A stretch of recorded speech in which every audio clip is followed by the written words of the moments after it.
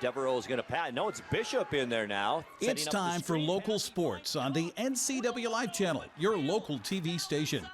Tonight's coverage is brought to you by Abby's Pizza, Alpine Air, Apple Valley Honda, Biosports Physical Therapy, Clean Air Connection, Coldwell Banker Cascade, Confluence Health, Dick's Heating and Air Conditioning, Global Car Care, Harvest Valley Pest Control, Highlander Golf Course and Grill, Kennedy Real Estate Group, Les Schwab, Sangster Motors, Save Mart, and Together for Youth.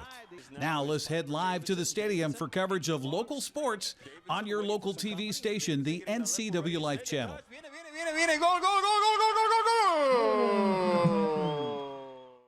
Good evening and welcome to Big Nine football here on the NCWLIFE Channel tonight. Tonight, it's the 4-1 West Valley Rams in town to take on the 5-0 Eastmont Wildcats. I'm Grant Olson along with Paul Collard tonight. And Paul, before we go any farther tonight, for folks that don't know you, tell us a little bit about you, longtime official here in Washington State. Officiated high school football for 28 years, some college football in there, did some state championship games, national college championship game, in a Hall of Fame. I come from this more of a technical aspect as opposed to the rah-rah aspect. So I'm looking forward to a great game tonight. Should be a ball. You know, it really should. Beautiful night here in the Wenatchee Valley. It's not quite football weather yet. It's in the upper 70s to around 80 again tonight. So expectations tonight. Eastmont in the latest AP poll is in the others receiving votes along with Bothell. Moses Lake also in there at number 9. But Paul, they don't play these games on paper. West Valley's coming in here with a 4-1 record. Haven't put up a whole lot of offense, but it could be a dangerous team, and this could be a dangerous game for Eastmont. Yeah, all high school games could be dangerous. Hopefully Eastmont doesn't overlook them on paper. Eastmont's the better team, but that's why we play the game. And you know, it seems like we're just on a collision course. Moses Lake, Eastmont, the last game of the season, but you can't overlook games like this, that's for sure. They've played common opponents so far this season. Paul, I don't know what you can take away from that. Davis barely lost to West Valley 7-0. Sunnyside beat West Valley. Eastmont handily beat Davis and then beat Sunnyside last week. Does that mean anything? I think after last week when Eastmont was down 14-0 right off the bat, I think that just told Eastmont that they need to come to play every night. So hopefully they're ready tonight. It's Hall of Fame night, a lot of excitement here. Should be a good game. We'll talk more about the Hall of Fame inductees as the night moves along too. So it's the Eastmont Wildcats and the West Valley Rams. Paul and I will come back with more on our pregame show as Big Nine football continues here on the NCWLIFE Channel.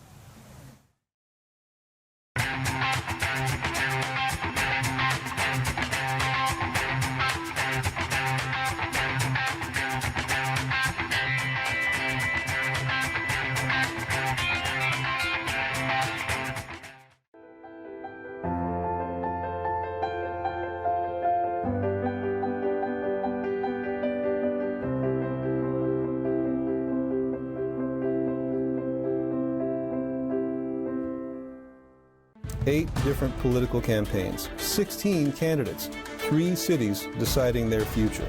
NCWLIFE wants you to be informed when you cast your ballot in this November's election. That's why we're sitting down with candidates across the ballot for mayor, city council, and school board to talk through the issues and help you make the best choice. Look for those interviews right here on this channel starting October 22nd and on our website, ncwlife.com.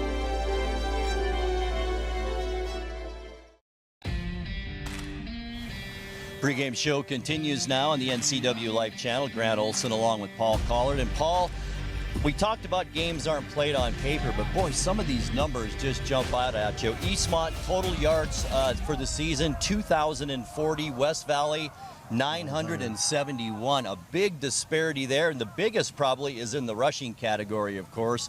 Gunnar Peterson, 853 yards himself this season on 170 per game clip. So on paper, it looks like Eastmont should dominate this game. Yep, on paper it does. Every time Gunnar touches the ball, almost 8 3/4 yards every time he touches the ball. As Grant says, on paper, Eastmont should dominate, but we got to play the game. It'll be interesting how West Valley's defense reacts, especially right off the bat, to Eastmont. If they're going to focus on Gunnar, or a couple weeks ago against West Valley, Eastmont did some misdirection. use Gunner more as a decoy. So we'll see what checks that the West Valley team does here yet tonight. And, there's no doubt or no mystery what Eastmont's going to try and do tonight, and that's run Gunnar Peterson. And if he doesn't have the ball, Peyton Guest will have it. Landon Moore may have it. I mean, they have all kinds of options in this offense. But what we saw a couple of weeks ago, the last game we did with Davis and Eastmont, was a passing game came to light for Eastmont. I wonder if we'll see a little bit of that tonight.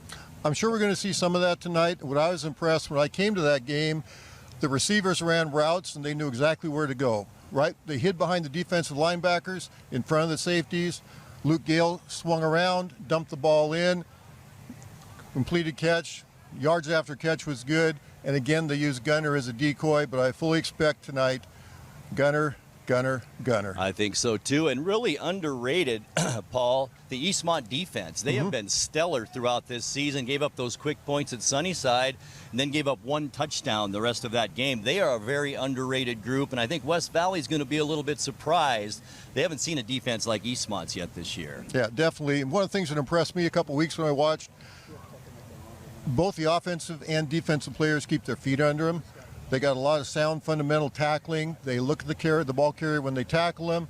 And again, they use their feet. They drive him down. Very, very few missed tackles by this Eastmont team. Very well coached. All right, when we come back, Eric Granstrom had a chance to talk to head coach Mike Don as well as senior linebacker Christian Nevers. We'll have both those interviews as our pregame show continues here on the NCWLIFE Channel. This is Grace, and this is her world record-holding guinea pig with an iconic name, Abby. She currently holds the Guinness World Record for the highest bar jump by a guinea pig. I ride horses and I jump, so I kind of thought it'd be interesting to teach my guinea pig to jump like my horse does. One day she came out of her room and looked at us, and I said, "Did you get it?" And she said, "Yeah, we got it." After we won our award, we came to Abby's to celebrate. The Wenatchee Valley. Here, most of us really enjoy the great outdoors, and most of us try to make the most of our natural resources. Here at Apple Valley Honda, we know that for generations, we have harnessed nature to sustainably power the West, and we are proud to be part of that tradition as an environmentally green dealership award winner. Being a green dealership means Apple Valley Honda has reduced our overall environmental impact. We are so proud to live in this wonderful community. Pre-game show continues here on the NCWLIFE Channel as we get ready for this matchup between the Rams and the Wildcats. Talking with head coach Michael Don now. First of all, let's go back to last week and a road trip to Sunnyside. They punched you in the mouth, but you guys responded. Yeah, no, they got after us early. We really struggled early. We had a punt return for a touchdown, and offensively we struggled to get going early in the first few drives. And, Sunnyside jumped on us 14-0, and it was a tough start, but it was good. We saw resolve in our kids. We hadn't trailed like that all year. It was kind of a different dynamic for us, so it's sometimes good to get those games and to be able to settle back in and get it done. And luckily, we did enough to come out with the win. Was there any wide-eyed? Was there any panic, or was it what you wanted to see? Oh, there's some wide eyes. I think we had some wide eyes early. Kind of got the kids settled down, especially at halftime. I think defensively they settled down a little quicker. Halftime, we were able to talk to the offensive guys, kind of get them settled in on some things that Sunnyside was doing differently that we hadn't seen on film. And we just got to do a better job as a coaching staff of being ready for random, because that's what we get every week. We don't get anybody's base defense very often, and they did some things that caused us some confusion up front, and so this week we put an emphasis on that, is just throwing random stuff at them. How big was that run by Landon to come around the left end and get that big touchdown for you? Oh, it was awesome. Well blocked. Everybody had their guys, and Landon, we know he's special. He's explosive. We're always one block away, and if watch the film, Jackson West just absolutely picks the DB up off the ground and slams him to open that up, and it was awesome. It was good, kind of nailing the coffin thing. Well, and that's something that some people don't realize, is that it's not just the five guys up front that need to do their blocks. It's guys downfield in order to achieve those long runs, right? Yeah.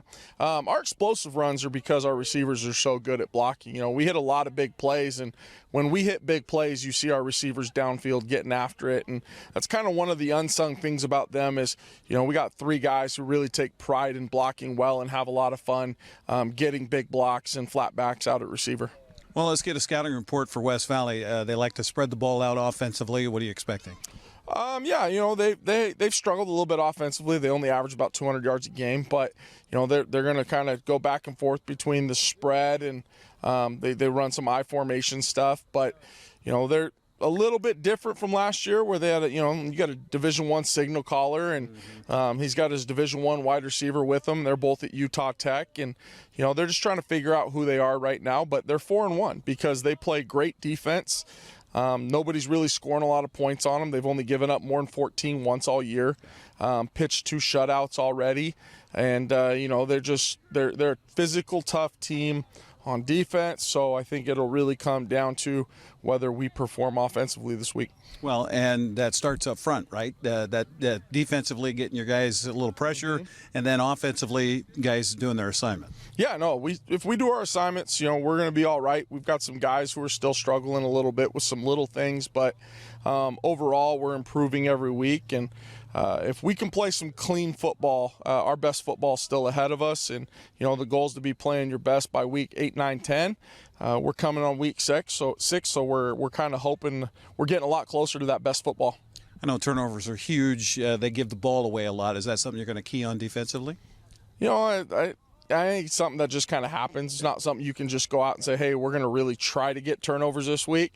You're always trying, and we'll hopefully put some pressure on the quarterback, get him to put some balls out for us, and our DBs will make plays. They've been playing with more confidence. Joey Lasone had a huge pick 6 last week. He's just playing better and better, and we had a freshman step in with Nez out, and he's been playing great, and he did a great job against Sunnyside, and we've been making plays more and more, and I think that's what we'll continue to see. That was my next question about health. I know there's been some sickness running through the valley. How are you guys? Oh, doing all right. We got one, a couple guys who were sick during the week here and there, but nothing bad. I mean, we had no missed practices. Guys are here. They learned to tough it out and kind of get through things, and so we'll be all right. Nez we're going to sit him one more week, and hopefully we'll get him back for Skyline. He's getting a lot closer, and we're healthy right now. Looking ahead, I know you don't, but I've already talked to some of the guys. They're licking their chops about Moses Lake down the road. How do you keep them focused on this week? Not talk about anything but this week. I don't have enough time to focus on everybody else. We got one game a week, and that's where our focus goes. And obviously we look at scores, and Moses Lake looks to be a really good. We knew they were going to be good coming in. So when we get there, it'll be a lot of fun. I'm hoping both teams are 8-0 when we get there. So we got to keep doing our part every week and take care of business this week against West Valley and, shore up an opportunity to compete for another league title. All right, well, we're looking forward to broadcasting that game in a few weeks, but we'll focus on this one tonight. Best of luck. Keep everybody healthy. Thank you very much. All right, Michael Don joining us here on the pregame show. We'll come back and talk to 1 or 2 seniors coming up as we continue with the pregame show next on the NCWLIFE Channel. Are you dealing with a pest or weed issue and you just don't know what to do? We use the best pest control methods approved for areas with kids and pets. Whether it's rats, mice, ants, or spiders, or something else altogether. We provide the coaching and solutions you're looking for. And you can know that your dollars are supporting a local, family-owned and operated business. Allow us to help you get back to living healthy and pest-free. Harvest Valley Pest Control. Meet the Move Meter from Coldwell Banker. Just enter any 2 cities and see how a potential move scores based on cost of living and more. Let's make your dream place a reality. Get your body moving. Tune in for Vibrant Motion, featuring low-impact aerobics hosted by Connie Townsend. These workouts are great for all ages. Vibrant Motion brought to you by the Wenatchee Valley Senior Activity Center, weekdays on the NCWLIFE Channel. Pregame show continues here on the NCWLIFE Channel as we get ready for West Valley and Eastmont, talking with one of the seniors again here with the Wildcats, Chris Nevers, defensive specialist for the Wildcats, and a busy guy. I understand you've got quite a bit going on in school, too. Yeah, I'm the ASB president this year. I'm in band, I'm in FBLA, and then football. I'm doing everything. Jeez, all right. You bit off a lot there. I'm sure the year is probably going by pretty fast for you. Yeah, it doesn't even feel like October. I feel like I'm still at the start of school. Yeah. Well, this week we got nice weather here this week. Feels more like summer. Talk about coming off of that win on the road. It was a tough game for you guys last week to beat Sunnyside. Yeah, I mean, 14-0 start against them, or 0-14. Sorry, it's a scary thing. But on defense, we really buckled down. We were focused. Special teams touchdown, can't really do anything about that. Then they scored once on us up until the fourth quarter. So just getting guys to do what they have to do to win. So as a senior leader, halftime, what is that like for you, and what are you doing in the locker room to talk to your team? I mean, it's a little less pep talk and a lot more like, here's where you messed up, here's what we got to do, this play's not working, this play's not working. Okay, so X's and O's. Yeah, X's and O's. Shout out to Coachy. He's one of the new coaches this year. He gave a really good pep talk at halftime. He kind of got the guys fired up, which was nice to see. Bouncing back like that, what does that say to you about this club? It says that we're 5-0 right now, but we have the ability to go 10-0. I mean, Sunnyside's not a bad football team. They're probably the best team we've played this year. And to start 0-14 and then end up winning that game, that says a lot about the guys on the field and what they can do. And, we have the possibility to go undefeated this season, and that's what we're working for right now. So let's talk about this week and getting ready for West Valley. What are you expecting? Their offense, I don't want to say it's worse than it was last year, but it's definitely different. They got a new QB in. They got a really good running back. They still got good linemen. So I wouldn't be surprised if they try to air the ball out. That's kind of what they've been doing. But when they run the football, we really just have to be dominant up front. We have to trust our interior guys. Number 33 is a really good running back. So we've been kind of prepping for him. See how it goes. I know you guys have lofty goals for this season and for what you want to do postseason and things like that. How tough is it just to go, okay, we got this team this week, because you're looking down the road, Moses Lake is undefeated, that game's going to be here. I mean, how hard is it to focus, okay, right now? It's difficult. Next week we play Skyline. Skyline's a great team. But you really just got to put your head down because you're not playing Skyline this week, you're playing West Valley. And then Moses Lake, that's the last game of the season. So we can't even be thinking about Moses Lake right now. We have to be focused right now.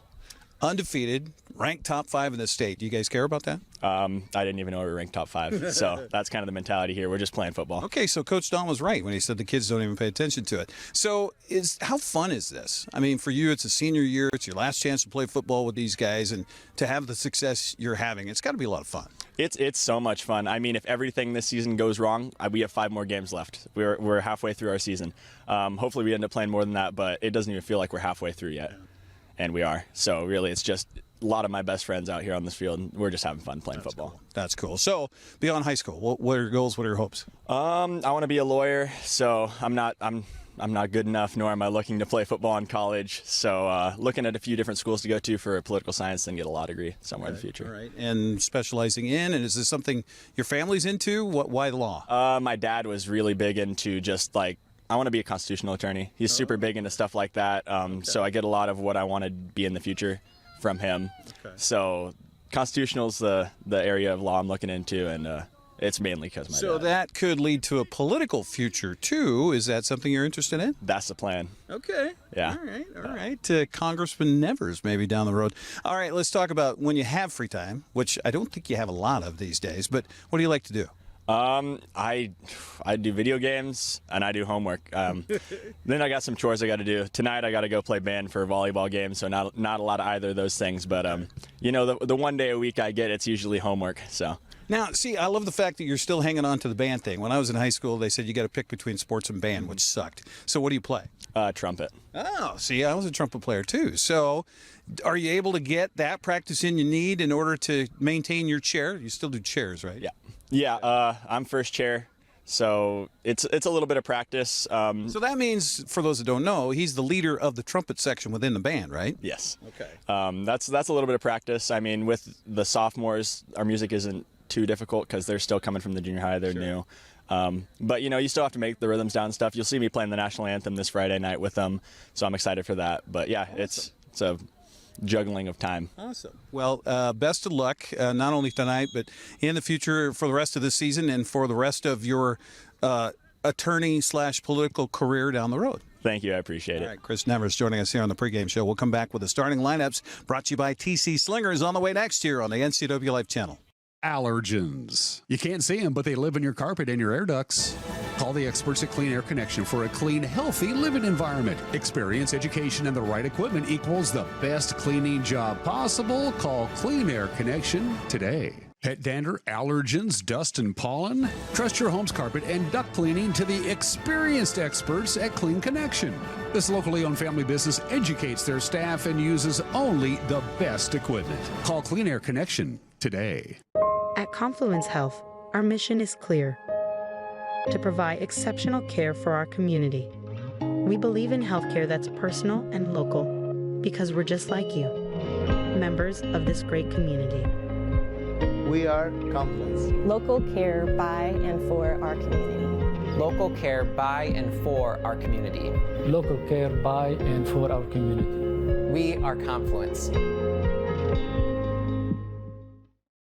Dick's Heating and Air Conditioning has been proudly serving the Wenatchee Valley for over 35 years. And just as Dick's has been there for you, they have also been an essential part of our community, supporting local youth sports all year long and your Wenatchee Wild. Thanks for your support. Thanks, Dick's Heating and Air Conditioning, for all your support.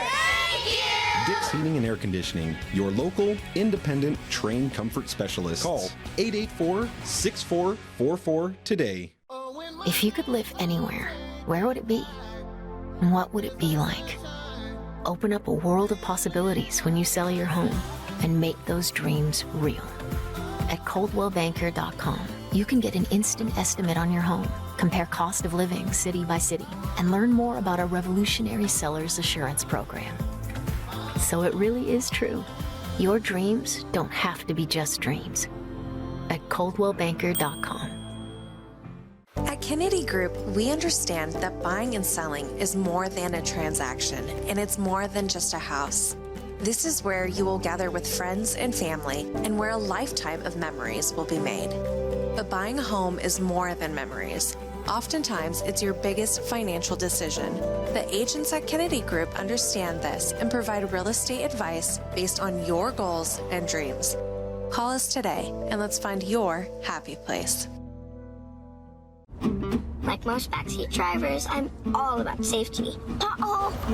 Les Schwab tires is too, because Les Schwab fixes brakes, steering, and more. See those guys? They just do tires. Eyes ahead, Dad! Look, I'm not telling people how to do their job. Blinker! I'm just glad Les Schwab puts my safety first. Watch, they're gonna come greet me. Les Schwab tires, doing the right thing since 1952. Grant Olson and Paul Collard back in the booth as our pregame show continues here on the NCWLIFE Channel. It's the 4-1 West Valley Rams in town to take on the 5-0 Eastmont Wildcats. Let's take a look now at tonight's starting lineups, and the starting lineups are brought to you by TC Slingers. Let TC Slingers save you time, money, and labor with their conveyor application. Call for your free estimate today at 509-885-2269. TC Slingers of Wenatchee, your landscape placement company. All right, for the visiting West Valley Rams starting offense tonight. Cale Swenson's the quarterback. He's 6'1", 185-pounder. He's a senior. Also a senior is running back Antonio Barajas. He's a big one, 6'1", 180 pounds. And 4 wide receivers in the starting lineup tonight, Paul. So we're going to see some, I think, balls through the air tonight. Sam Summers is one of the receivers. He's a senior, 6'1", 175. Ronald Clippert.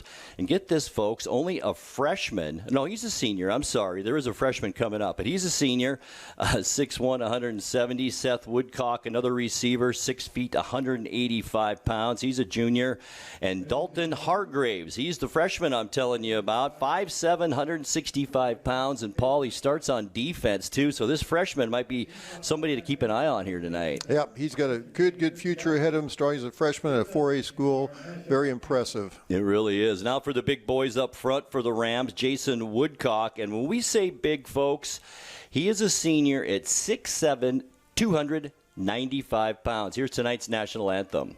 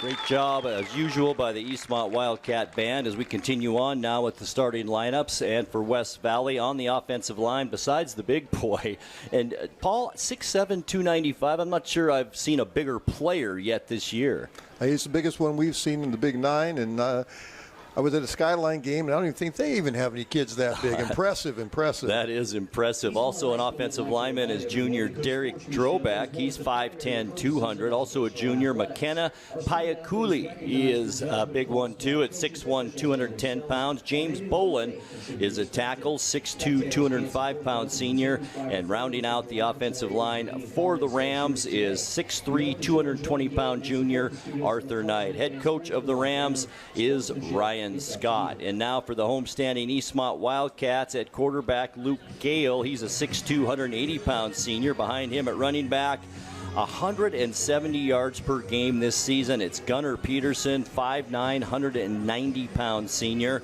One of the wide receivers, Jace Travato, a senior at 5'7", 132 pounds.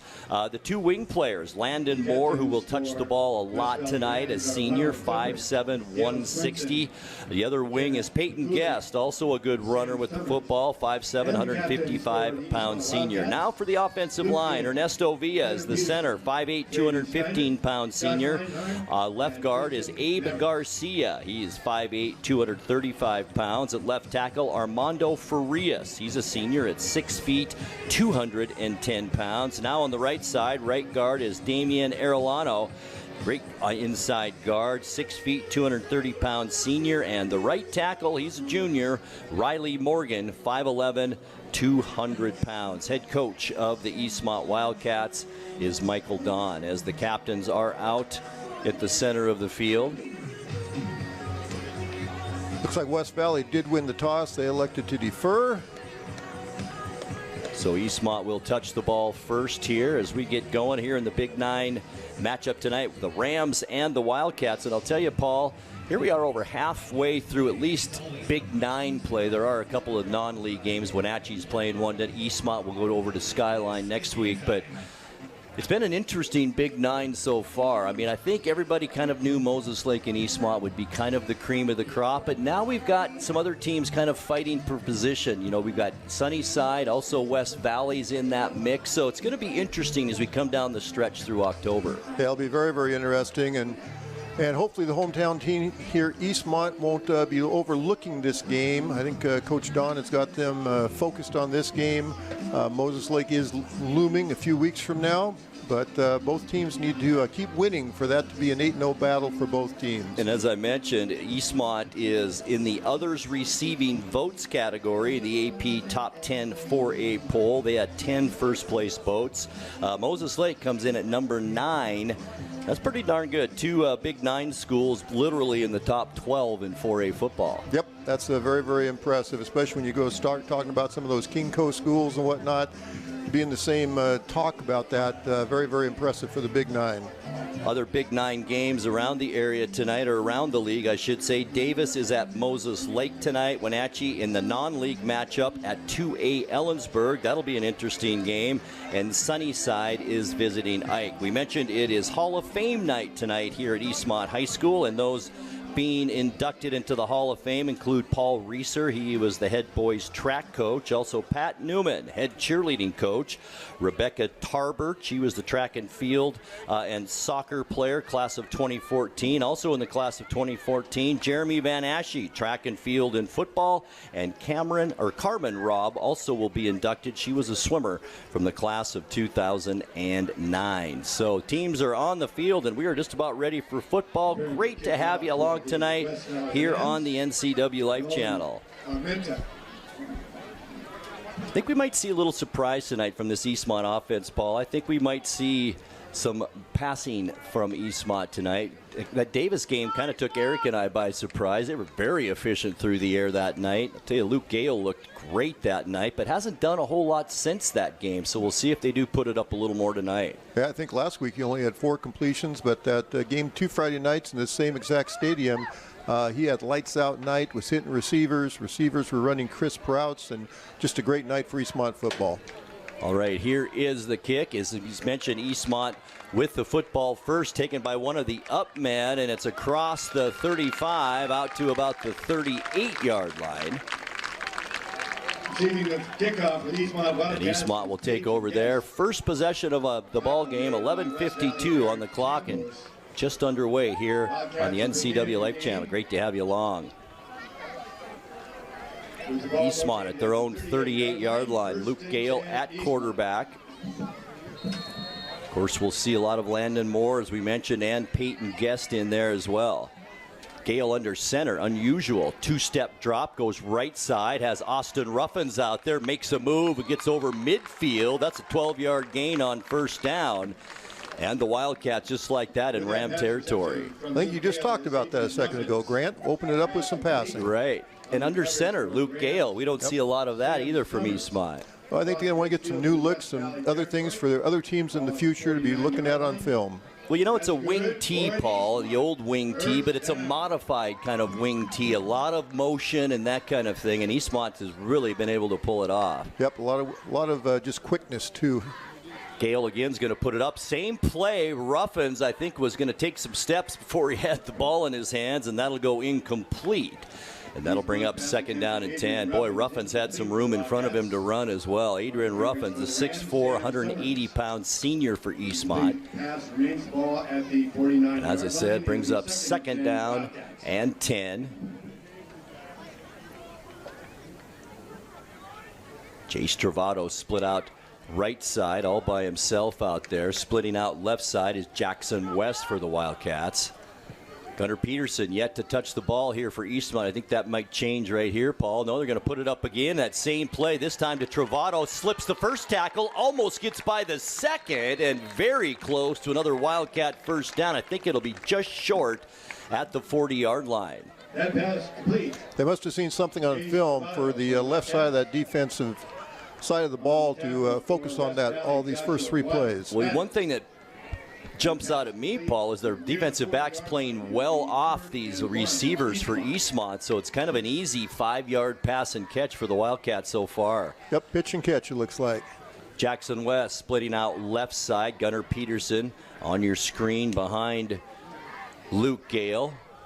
Handoff, there's Peterson, and he's got some room, and the goal line in sight.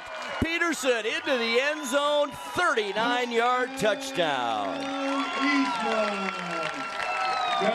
Just like that, Eastmont on their fourth play from scrimmage, a 39-yard touchdown run. Maybe the passing was to soften them up for the run game, which you don't normally see, but a nice series to start the game for the Wildcats. And those big offensive linemen hold their blocks, have good feet position, gave Gunnar just enough room, and he did the rest. Kai Pepperman on for the point after try for the Wildcats. Braden Schneider is the holder for Eastmont. 6-0, just like that, Wildcats. Snap's good, hold is down, kick right through the middle, and it's good. 10 minutes, 37 seconds left to go first quarter.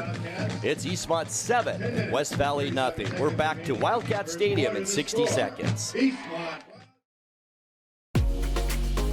You don't have to be a member to enjoy the view and dine in style at Highlander Bar and Grill, located in East Wenatchee. Highlander Golf Course has added 2 state-of-the-art full-swing simulators. Food and drink service is available from our full-service bar and grill, offering breakfast, lunch, and dinner 7 days a week. Indoor and outdoor seating available. Call Shalane, our on-site coordinator, to schedule your special event. When your heating or cooling system is giving you trouble, call the diagnostic doctor from Dick's Heating and Air Conditioning.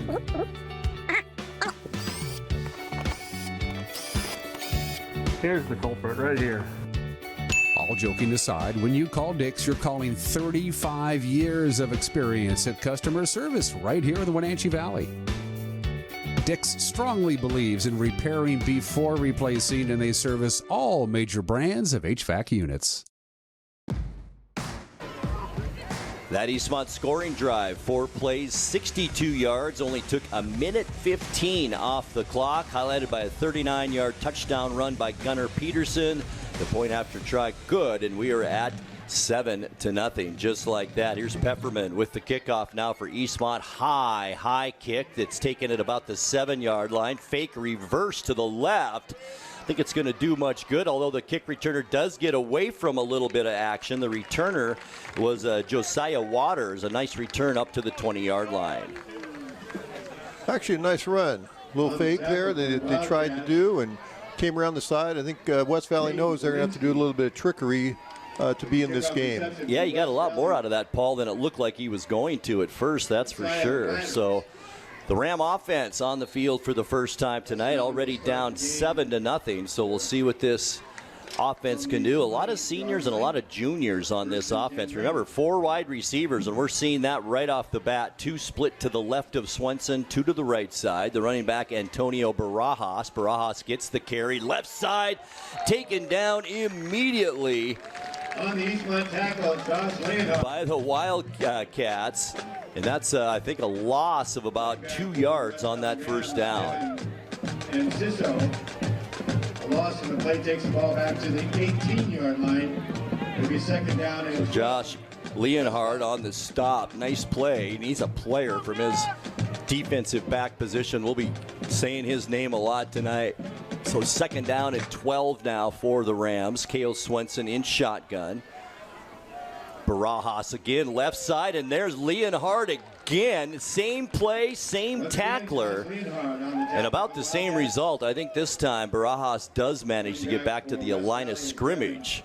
And that'll bring up quickly a third down and about 10.5 actually. Third down and 11. Eastmont snuffed that out both times. Great defensive line play for Eastmont, including Ricky Kalunga at his nose guard position. Also Connor Praser, who will probably move on and play some football in college. So keep your eye on those two on that defensive line. 3rd and 11. Rams, ball at their own 19-yard line. Swenson shotgun. He's going to roll to his right, and it looks like a keeper got knocked out of his hands. Is the ball still loose? I think Swenson did jump on it back at about the 17-yard line. And that'll be another loss of 2, and boy, that was kind of a wild first series for the Rams there. Not what they wanted in their first series, that's for sure. Sure wasn't. On to punt now for the Rams is Nolan Armenta.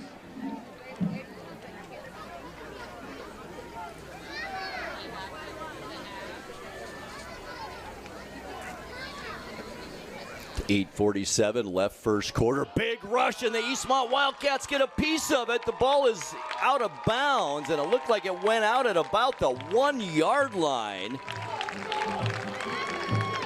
How about that? 4 guys for Eastmont got in on that punt. 4 guys rushing, 3 guys blocking. The math didn't work. No, it didn't work out, and Eastmont has fantastic position. The ball is placed at the 1-yard line. Eastmont will have it first and goal. I don't even know if it's at the 1-yard line, Paul. It might be at about the half-yard line. 8:41 left first quarter. Eastmont already ahead by a touchdown here. Gale looking, back to pass, throws it high, and it's partially deflected and goes incomplete. And that'll bring up second down and goal for the Wildcats. Interesting that they would put the ball up in that situation with less than a yard to go. And you've got Gunnar Peterson right behind you, but that's what I was thinking too. Well, again, they must have saw something on tape, or they want to show future opponents something on tape. Almost brings you flashbacks of that Seahawks-Patriots Super Bowl. They had Lynch in the backfield. Here we go. Second down and goal now. Eastmont with a 7-0 lead. 8:35 left in the first quarter. Gale under center. Here he is. Peterson right up the middle. Did he get enough? And I think he's going to be just a little bit short. Good defense by the Rams up front. Held their ground, and that's going to bring up third down and goal. Peterson, the ball carrier, just short of the goal line.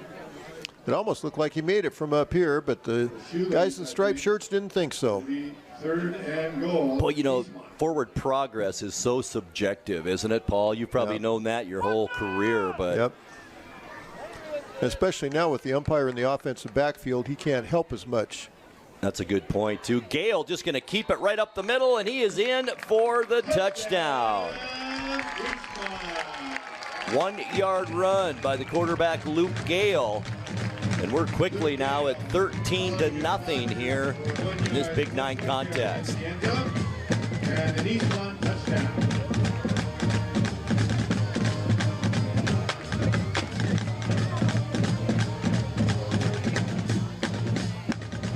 All right, on for the point after try for the Wildcats. Once again, is Kai Pefferman with Schneider, the holder.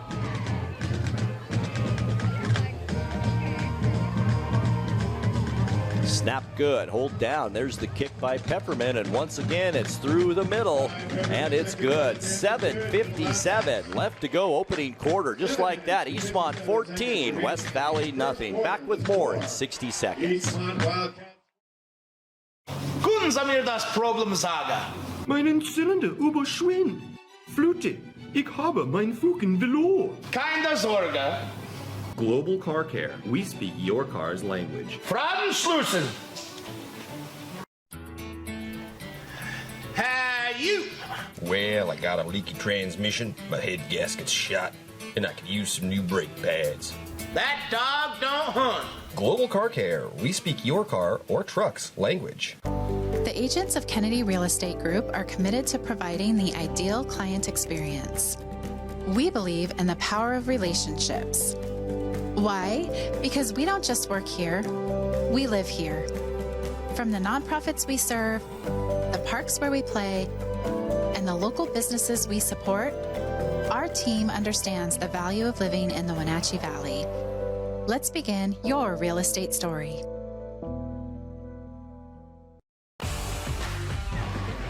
Eastmont drive, 3 plays, 1 yard, 44 seconds, point after try, good. We're at 14-0. Here's the kickoff. This time it is a fake hand. It is a handoff on the kickoff. West Valley trying to get some field position, and Seth Woodcock does manage to get it up to the 25-yard line. So here we are, Paul, 7:47 left in the first, and already Eastmont has jumped out to this 14-0 lead. Little unexpected. Yep, right now, West Valley, they just need to get a first down. They need to get their offense just in sync, settle down a little bit. It's kind of just the opposite of last weekend with Eastmont. When they went down 14-0 right off the bat, I think West Valley's a little shell-shocked. They just need to get their systems under control, one play at a time. And it's probably not time to get away from your game plan at this time either, unless you're down by 3, maybe 4 touchdowns that change your plan a little bit. But looks like a Wildcat may have jumped, and it is offside on Eastmont. First penalty of the night.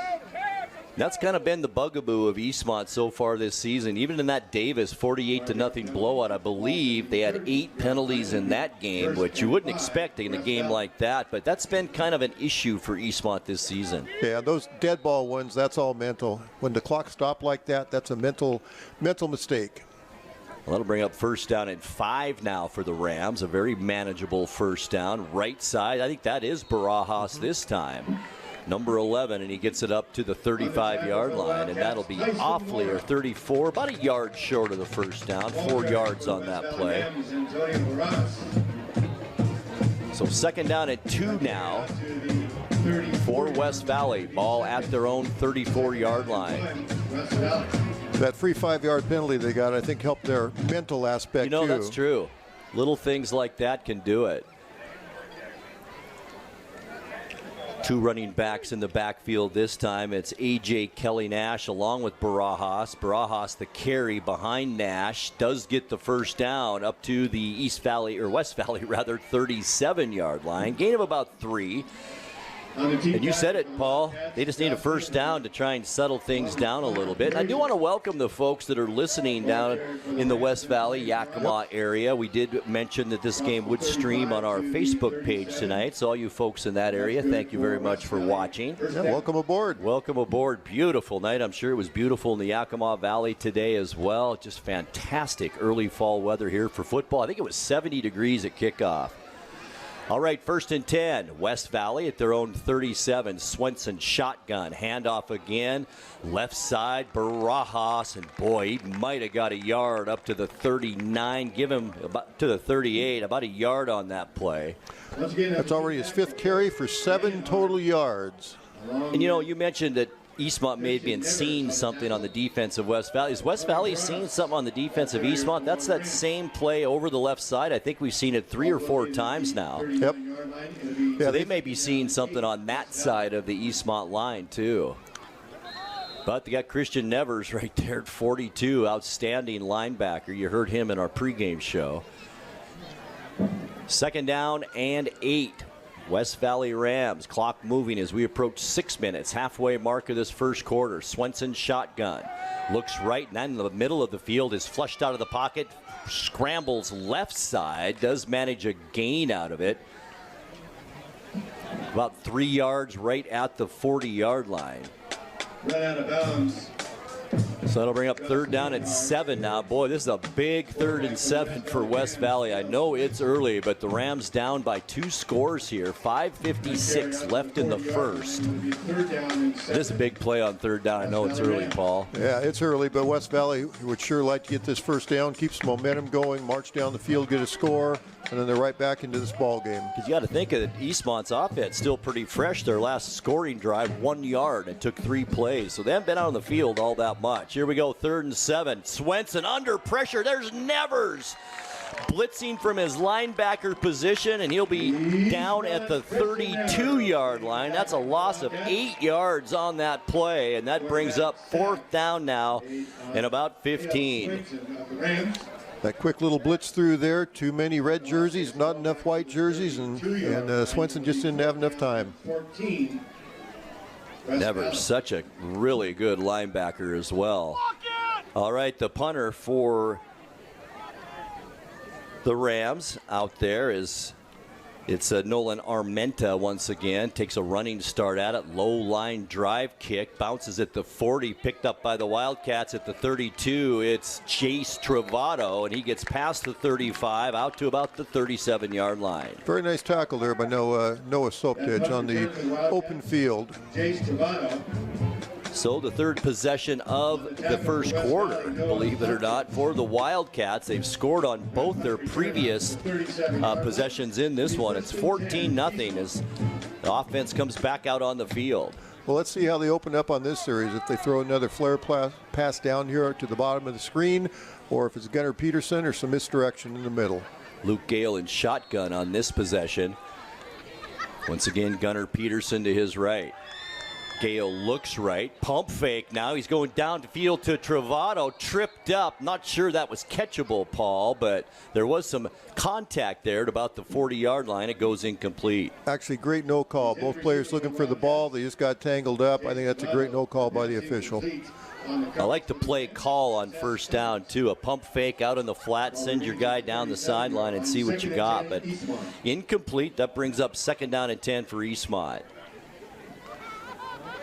Well, so far, Luke's connected on 2 passes out of 5 attempts for 22 yards so far.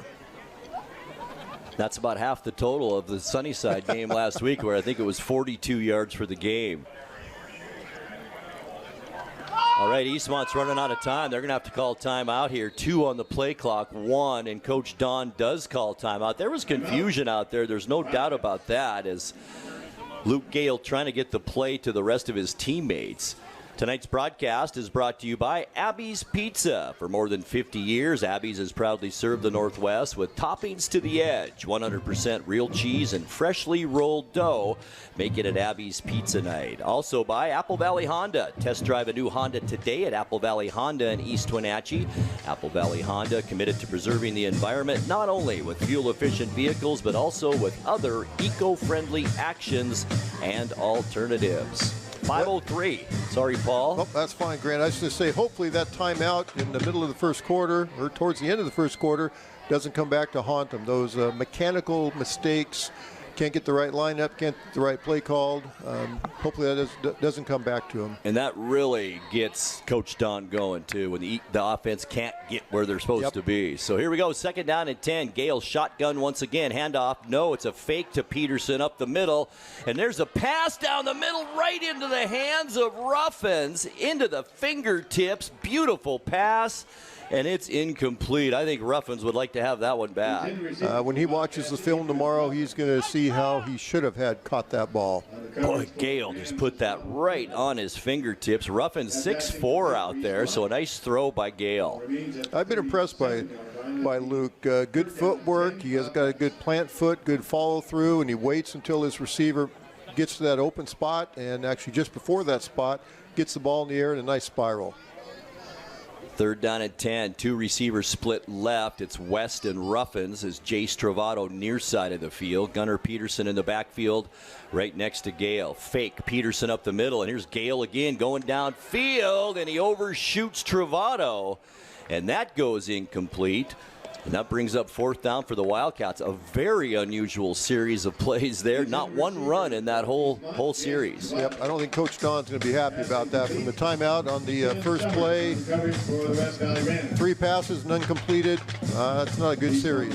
You know, that's right. And he takes pride in that kind of thing. You're so right. And this could give West Valley some pretty good field position here. And from West Valley's point of view, they just shut him down. 3 and out. Boom, they get the ball back. So that momentum could be switching to the team in the white jerseys now. Oh, bad snap, over the head. Eastmont in trouble. The kick is off unbelievably. And it's taken by a Ram at about the 40, and he manages to get down to the Eastmont 39. Boy, that was strange right there. It really was. It's now West Valley in business with the ball in Eastmont territory. Well, and Coach Don's upset about a non-call back down there, but when the punter gets the ball and he loses it, all of a sudden he takes off as a runner. He doesn't get the same protections as he does when he's just planted back there. So good no call by the officials. That's a great point, Paul, right there. So West Valley now with great field position. Jackson Phillips. Rams will have the ball at the 39. Had a punt blocked, and also a punt. Not much on their offensive possession so far tonight. This is their 3rd possession here in this first quarter. Swenson in shotgun. Swenson, the handoff right side, and we've got a flag in the backfield. The runner that time was Devin and Sisso, only a sophomore, 5'6", 170-pounder, gain of about 1 on the play. Ball carrier for the Rams, Devin and Sisso. And it's a face mask on the Wildcats. That'll give the Rams even better field position now and an automatic 1st down. The ball will be placed at the 33-yard line of Eastmont. So it'll be a 1st down and about, 5 from there, Paul? Yep. West Valley has the ball at the 33-yard line. Boy, look at Big 77 out there. We mentioned him earlier that he is Jacob Woodcock, 6'7", 295 pounds, left tackle.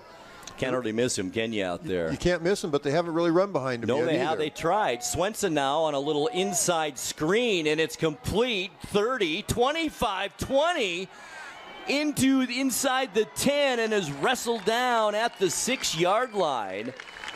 Gain of 27 on that play. The tackle for the Wildcats is Braden Schneider.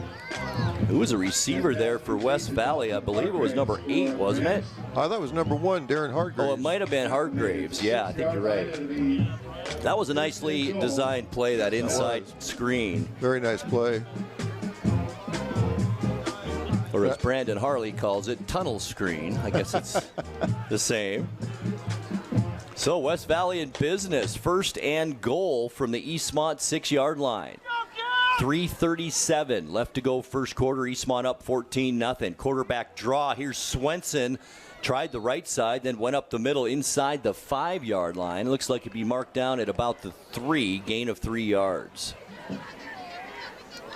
Tackle made by Logan Schmutzler. Sometimes keeping it simple down there in the red zone, just let the quarterback do his thing. Maybe he saw a read at the line of scrimmage with a hole open. Good job, got a couple yards. He might have had that option to throw it, to run it, to do whatever he wanted there. I guess run pass option, that's the big thing nowadays. So, okay, 2nd down and goal now. Ball at the 4-yard line. Swenson in shotgun. Handoff left side and into the end zone for a touchdown. Or did he make it? Yes, he did. Touchdown. And once again, that's number 24, Devin Enciso, with the 3-yard run, 4-yard touchdown. So, West Valley climbing back into this one. It looked kind of grim through about halfway through this first quarter, but that touchdown and the bad snap on the punt really got West Valley back into this, and we might have a ball game now. I think we will anyway, Paul. Oh, yeah. 14-7. Nolan Armenta once again on to kick. Hold is good. Kick left side, but it does go through, and it's good. 2 minutes, 50 seconds left to go first quarter. It's Eastmont 14, West Valley 7. Back with more in 60 seconds. Hey, hon, would you run this around to the wash rack? Oh, okay.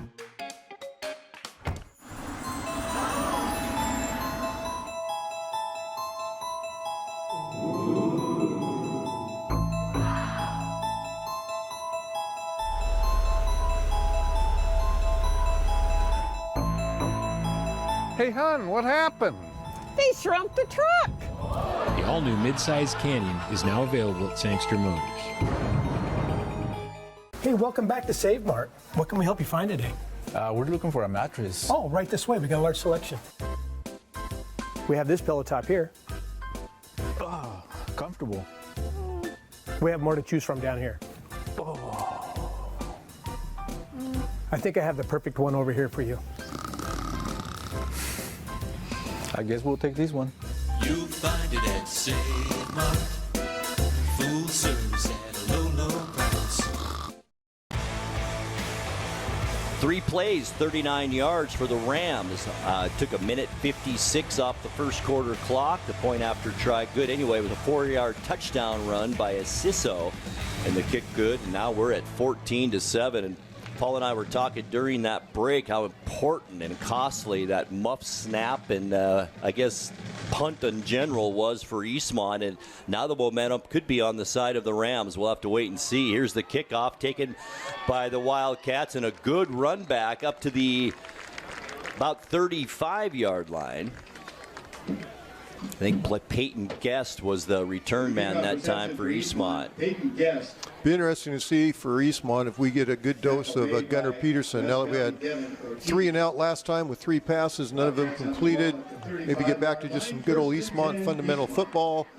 Give the ball to number 28, let him do his thing. I think you called it right on. We're going to see some of that. And then Gale back to under center. I think you're right with Peterson right behind him. First down and 10 Wildcats as we wind down this first quarter. Flags fly. I think another penalty, and it's going to be on West Valley. An offsides call. That'll give Eastmont a first down and 5. Coachman penalty against the Rams. Again, those dead ball penalties like that just drives coaches nuts because it's not live action. There's nothing going on. It's just all mental. Ball at the 40-yard line now. First and 5 Wildcats. Peterson, same formation. Near side, Jace Travato split out on the top of the screen. It looks like Austin Ruffins.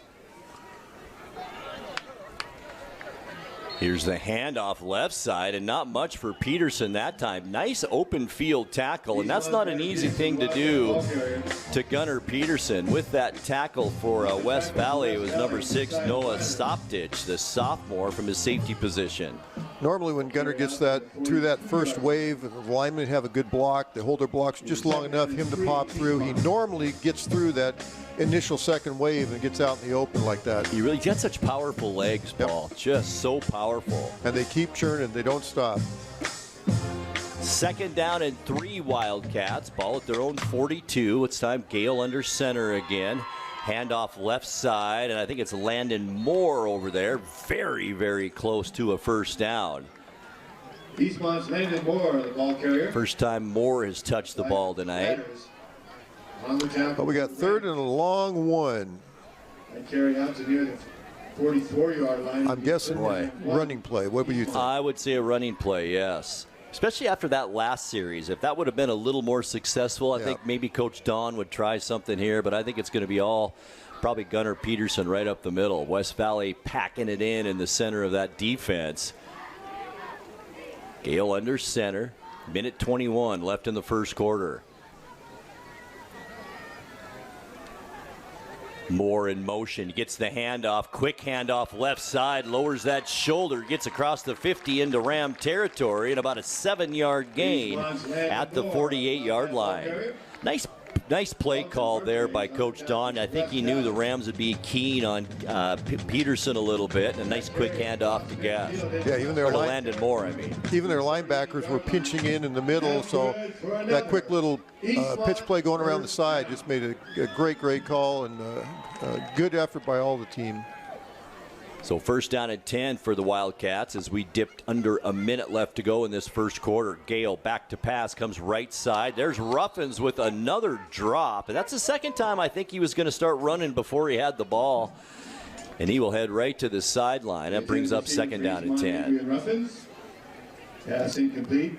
Yeah, Luke completed two of his first 3 passes, and now he's missed on his last 5 passes. 48-yard line, second and 10, Wildcats. I think that's about the third drop by Ruffins. One over the middle and 2 down here in the flat.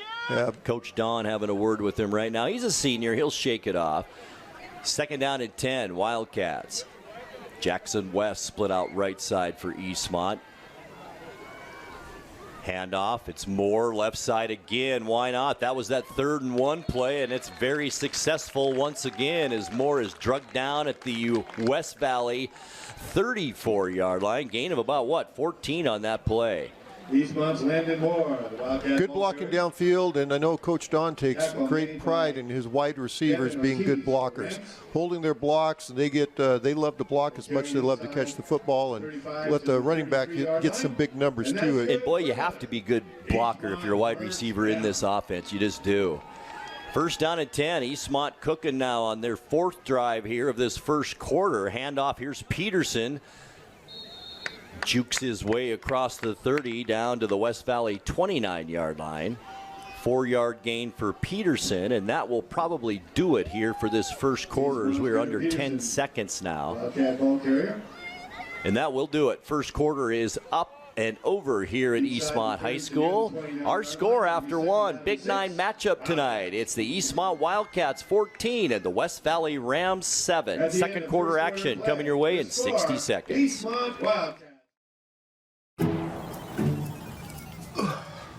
Hey man, how's your arm?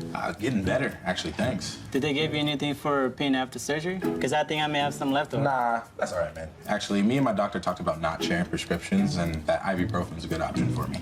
The risk of addiction, it's not worth it. Makes sense. Take the next step. Don't share your prescriptions, and talk to your friends about the dangers of opioids. Meet the Move Meter from Coldwell Banker. Just enter any 2 cities and see how a potential move scores based on cost of living and more. Let's make your dream place a reality.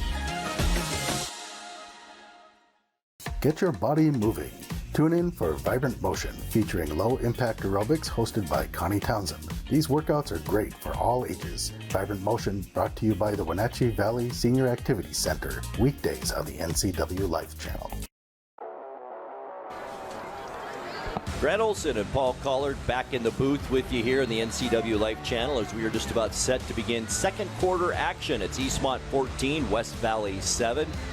2 special teams kind of flubs have led to 2 scores here in this game, and that's where we are at 14-7. Eastmont has it, second down and 5, make it a long 5. Ball just inside the West Valley 30. Handoff. And it's Gunnar Peterson. I like the delay handoff as Peterson gets across the 25 to about the 24, gain of 5 on second down. It'll bring up third down and short for Eastmont. Well, unofficially, that puts Gunnar at 51 yards on 5 carries so far. I think he's averaging about 7 yards a carry or something like that this season. We mentioned 170 yards per game through these first 5 games for Gunnar Peterson, leading the Big 9 Conference. Third and short. Boy, less than a yard even, I think, for Eastmont. Gale's going to put it in the air. Quick pass. It's caught. Nice catch by Jackson West at the 19-yard line, and that's a nice gain of 5 when Eastmont needed about a yard. Wasn't sure about that at first. Well covered West was. But he does make the catch in traffic, and that Eastmont will move the chains.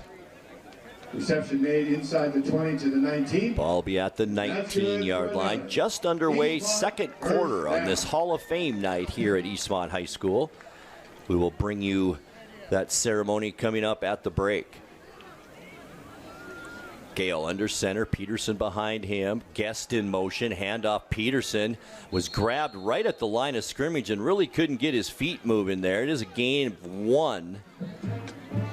That'll bring up second down and 9 now for the Wildcats. Boy, West Valley's doing a nice job on Peterson. Other than the long run, they've kind of kept him in check. Yeah, defensive linemen too, they're reacting real quick to the ball. And those linebackers at some point might get burned because they're cheating up real quick for Gunnar. So all of a sudden he breaks loose, so there's a little flare pass, a little dump pass over the middle. Could go for a long way for Eastmont. Second down and 9. Handoff. It's Peterson again. Left side. Nice block on that left side. Peterson down to the 1-yard line. I think we're going to have a holding call on that play, though. Boy, that looked like a nice block right there from the Wildcats. Number 75, Damian Arellano. But I think this one's coming back. Well, 2 flags nice and close to each other. And a holding call will be against Eastmont. So that'll negate that nice run by Gunnar Peterson down to about the 2-yard line. Usually when you notice something on a run, that something may have happened there, and it did right there. Just held on a little bit too long. And Eastmont now will be back to their 25-yard line, and that'll bring up second down and about 16. Second down. So Eastmont now has total of 20 yards in penalties. Once again, something that Coach Don has really been trying to work on. And that hurt on that long drive right there. We'll see what the Wildcats can do here now. Play action. Gale going outside, and a great catch by Jackson West. Got that foot down at the 11-yard line. Gain of 14 on that play. On a second down and 16. That'll bring up third down and short now for the Wildcats. Ball is at the 11-yard line. Need to get to about the 9.5 for a first down. So we'll call it 2 yards for Eastmont on this third down. West split left. In motion, Peyton Guess, and he comes back to his original spot in the slot left. Gale under center. Here's Peterson. Had a block at the original line of scrimmage. His lineman pushing him forward. Maybe gets about 3 yards, and that will be, I think, enough for an Eastmont first down. It will, and that'll be first and goal now for the Wildcats. Nice drive put together here by Eastmont to start this second quarter. Yeah, we've been talking about momentum the whole first quarter.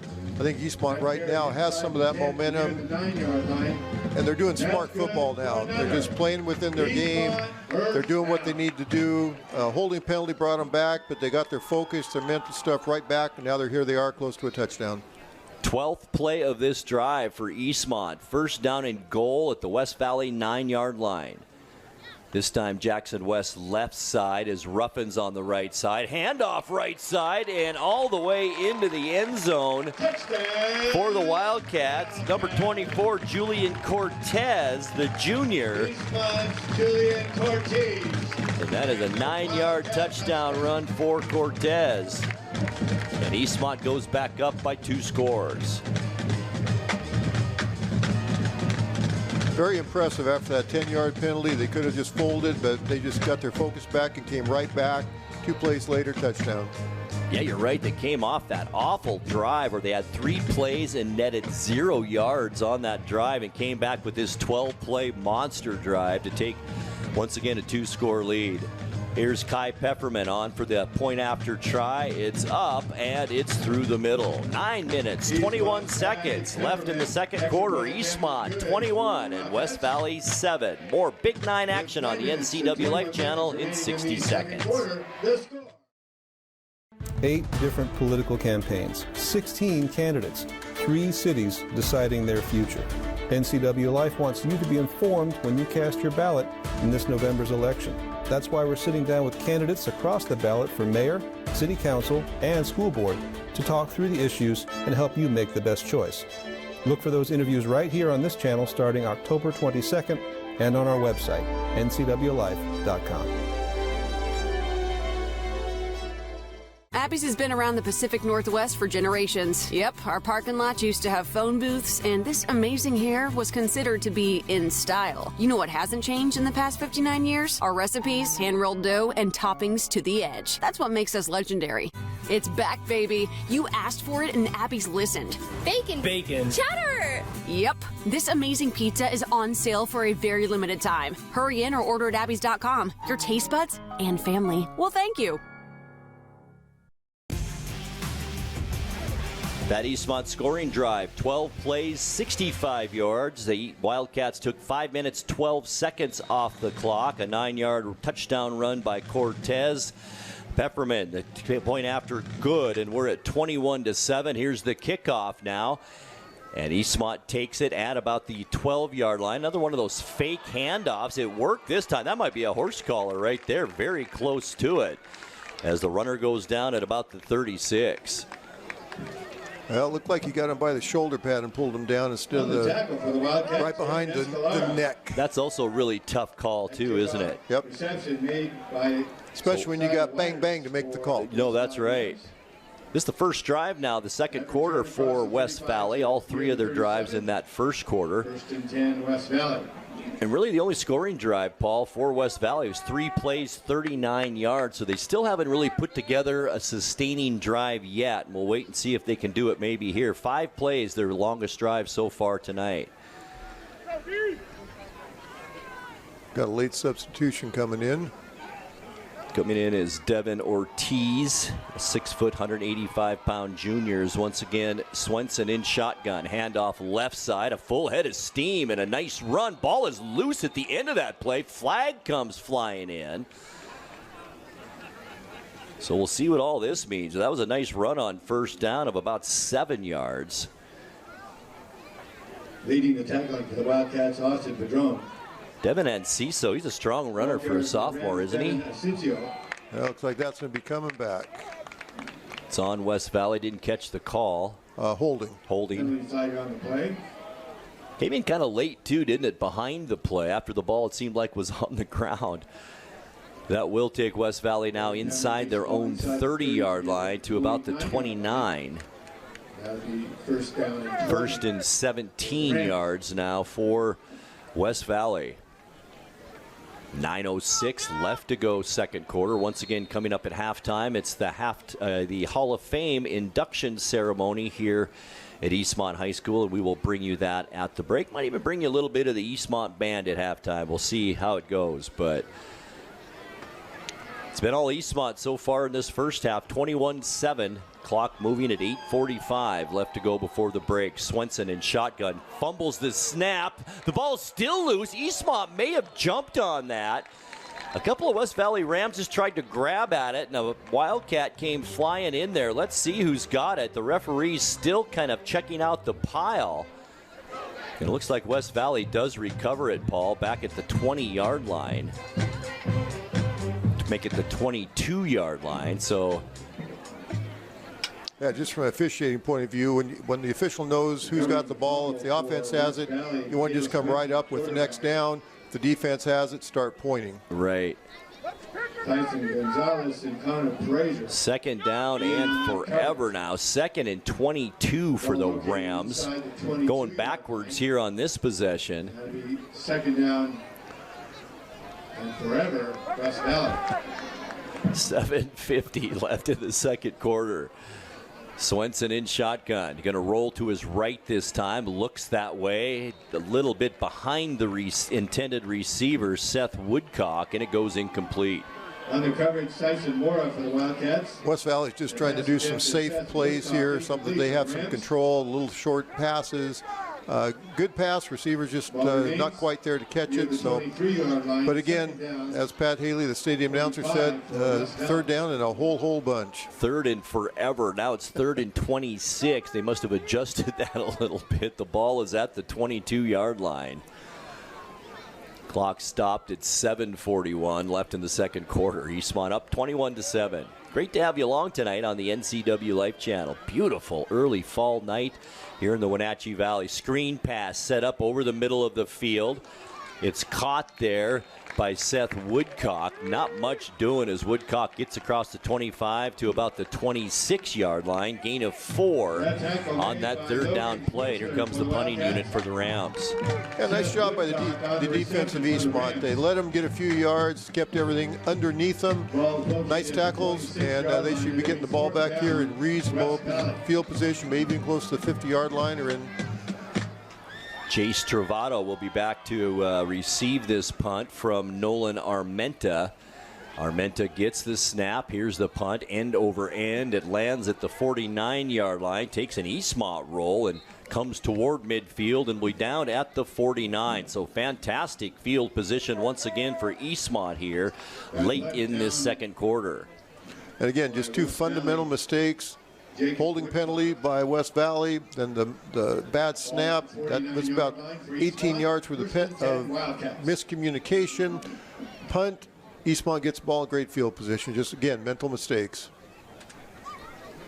Eastmont has scored on 3 of their 5 drives here tonight. And has great field position here at their own 49-yard line. 1st and 10 Wildcats. Travato split left side, roughens out to the right. Gunnar Peterson in the backfield behind Gale. Fake handoff, and the throw left-handed to Peterson. How about that by Gale to the 40, 35. Peterson cuts it back upfield and gets down to the 28-yard line. 23 yards on that play, and what a pass by Luke Gale. His right hand, he couldn't throw it with that hand, had somebody on him, throws it out there with his left hand, complete to Peterson for a 1st down and 23 yards. Looked like Patrick Mahomes out there. Patrick Mahomes out there just making something happen. Peterson comes off a little gimpy on that left leg, just slightly. Gets a pat on the helmet from Coach Don. After that run and pass and catch, Gale to Peterson. 1st and 10 Wildcats. Handoff up the middle. It's Landon Moore with the handoff. Tough yards up to the 35, and he gets 4 yards. That'll bring up 2nd down and 6 for Eastmont. Jace Travato now comes off a little gimpy. Tackle made by Nick Gomez for the Rams. So see what's up with that. I think he's okay, kind of shaking it off on the sideline. 2nd down and 5. You talk about the Eastmont offense, it's usually Gunnar Peterson, but that's already 28 yards for Landon Moore on 4 carries. He's had a nice first half, he really has. 2nd and 6. Guest in motion. Here's Moore again up the middle. Got tripped up, or he'd have had a lot more. He gets down to the 20-yard line. That's a 5-yard gain again, and that'll bring up 3rd down and 1. For Eastmont, taking time off the clock here too, Paul. 5:22 left to go first half. It's amazing if you have a good ground game, how you can just control things, the pace of the game, just the momentum of the game, and just hard-hitting smash mouth football. And Landon Moore's doing a great job with Gunnar out for a few plays. This time Gale will just keep it right up the middle, has plenty of room, gets 3 yards on that carry. Eastmont needed 1, and it's first down once again for the Wildcats. And what also sets that up, Paul, is good defense. You have the team 3 and out. Your offense is back out there using clock once again, and the other offense is on the bench all night. We've seen some of that this first half, too. And with all this run offense now by Eastmont, those big guys in the white jerseys along the defensive line, they're going to start getting a little bit gassed here pretty quick, too. First and 10. Eastmont. Ball at the 17-yard line of West Valley. Guest in motion. Play action. Gale looking down the middle of the field has Jackson West, center of the end zone. Touchdown, 17 yards. Eastmont, Jackson West. What a beautiful play, design play, double play action on that wing T style offense, and nice route by Jackson West over the middle of the field, and a beautiful throw by Gale. Yep. Just that little bit of that fake handoff, just enough to hold the linebackers. The receivers are still running their routes, and he was open, and Luke had a beautiful pass to him. Well, Eric knows how I feel about that. It's the best play in offense, play action pass, in my opinion. Peppermint once again on for the point. Snyder, a nice hold. It was a low snap and a nice job by Snyder to get that up, and it's good. 4:33 left to go before halftime. Eastmont 28 and West Valley 7. Back with more in 60 seconds. The Wenatchee Valley.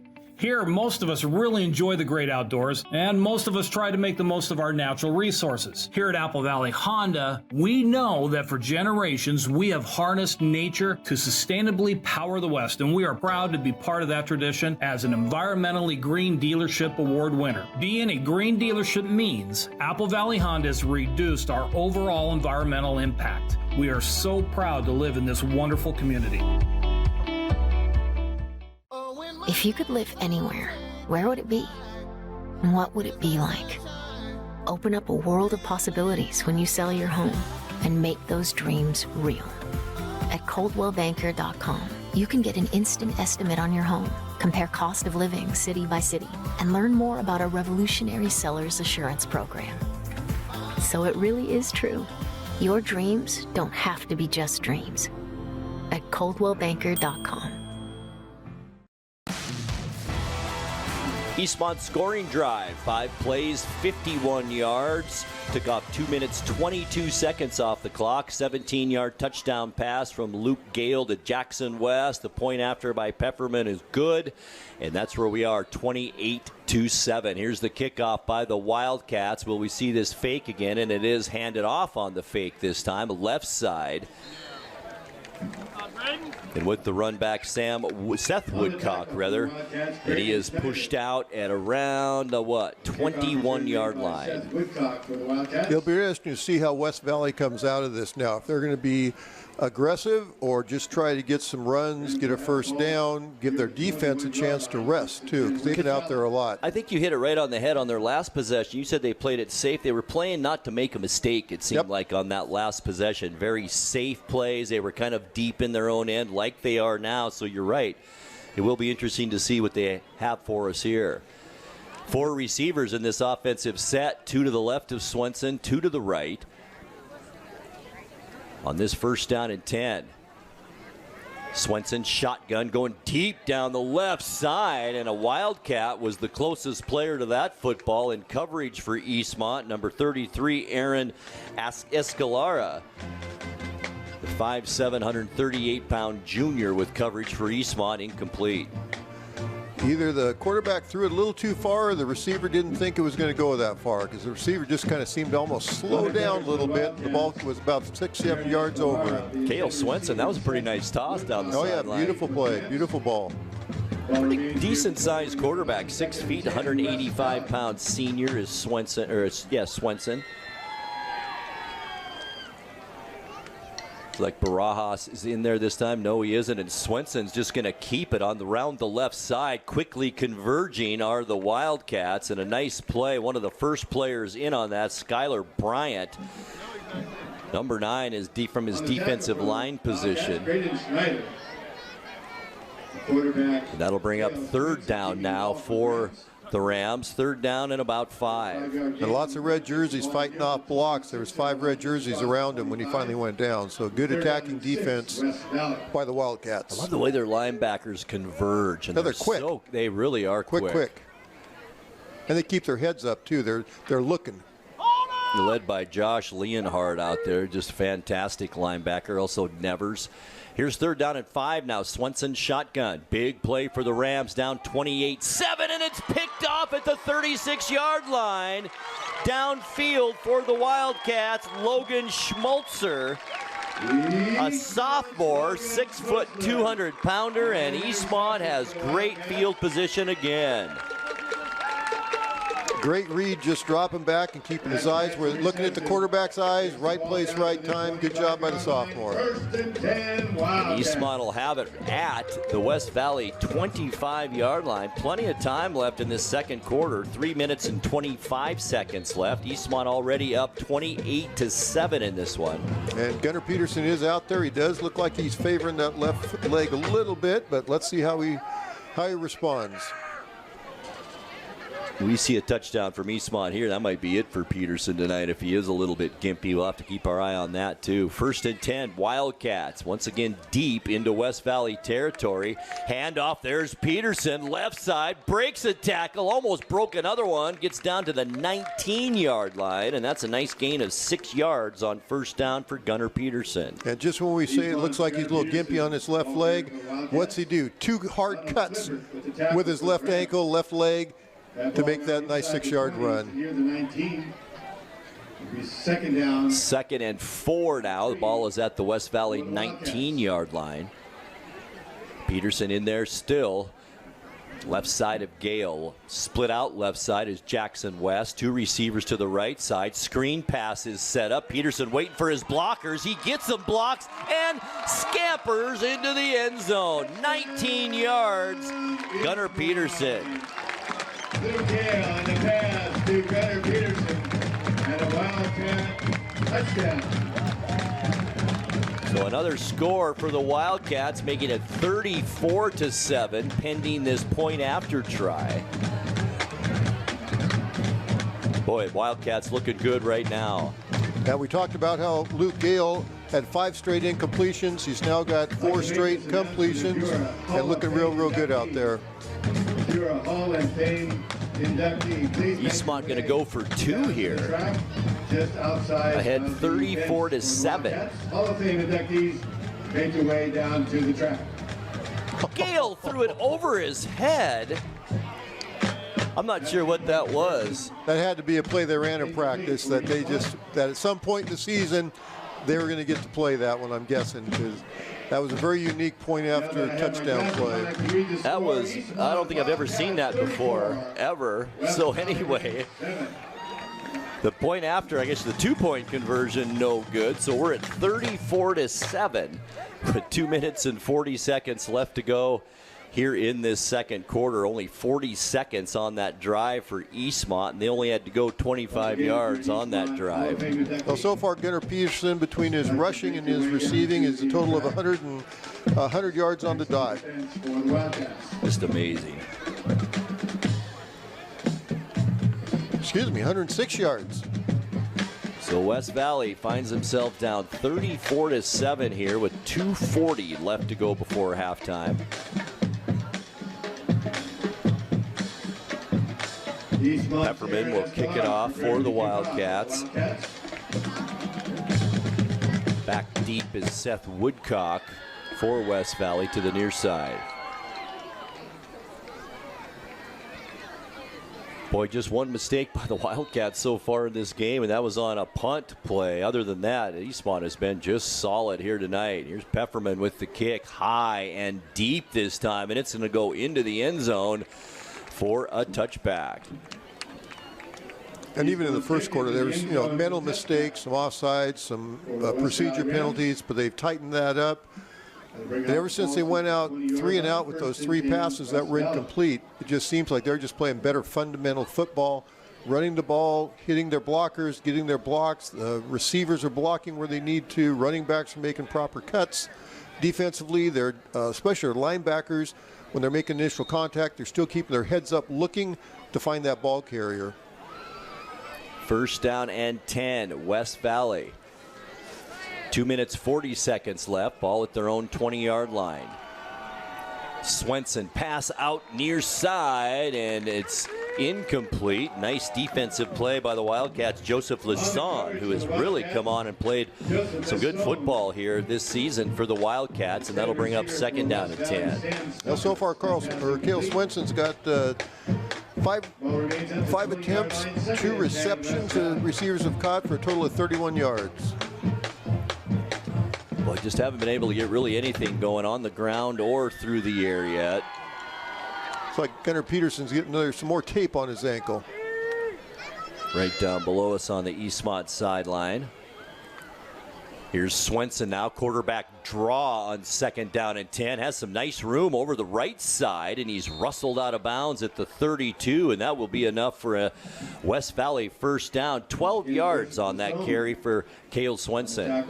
Good blocking that time by the right side of West Valley's line. Yeah, and the nice part about that was, Grant, they kept their blocks going downfield, too. They knew that wasn't going to be a pass, so they kept going their blocks downfield, making giving their quarterback some good protection. Right. And a first down. Stops the clock with 2:28 left to go in this first half. 34-7. Eastmont on top. Swenson shotgun again. Back to pass. There's that screen set up again. It's been fairly successful for the Rams tonight. It's a gain of about 4 yards up to the 36-yard line. Wildcats slow to get up. It's Christian Nevers. He does pop up. On the tackle for the Wildcats, Christian Nevers. That pass complete to Devin and Cicho. That'll bring up second down at about 5 for West Valley.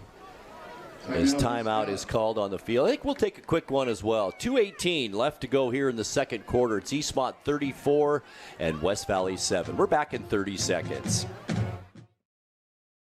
Allergens. You can't see them, but they live in your carpet and your air ducts. Call the experts at Clean Air Connection for a clean, healthy living environment. Experience, education, and the right equipment equals the best cleaning job possible. Call Clean Air Connection today. Pet dander, allergens, dust, and pollen? Trust your home's carpet and duct cleaning to the experienced experts at Clean Connection. This locally owned family business educates their staff and uses only the best equipment. Call Clean Air Connection today. Tonight's broadcast also brought to you by Alpine Air. For heat and air, call Alpine Air. And by Biosports Physical Therapy, Aquatherapy, Sports Biomechanics, Orthopedic Physical Therapy, Orthotics, all you need to keep moving. You can find them online at biosports.net. They're open Monday through Friday, 7 a.m. to 7 p.m. Second down and 6. We'll call it 5 for the Rams. A little bit of movement up front as Swenson in shotgun. 2:18 on the clock left before halftime. Swenson the snap. Looks downfield, slides to the left, and there's Leonhard before Swenson even had a chance to do anything as Coach Don calls a quick timeout now. And that's a loss inside the 30 back to about the 29. So a loss of what, 7 on that play.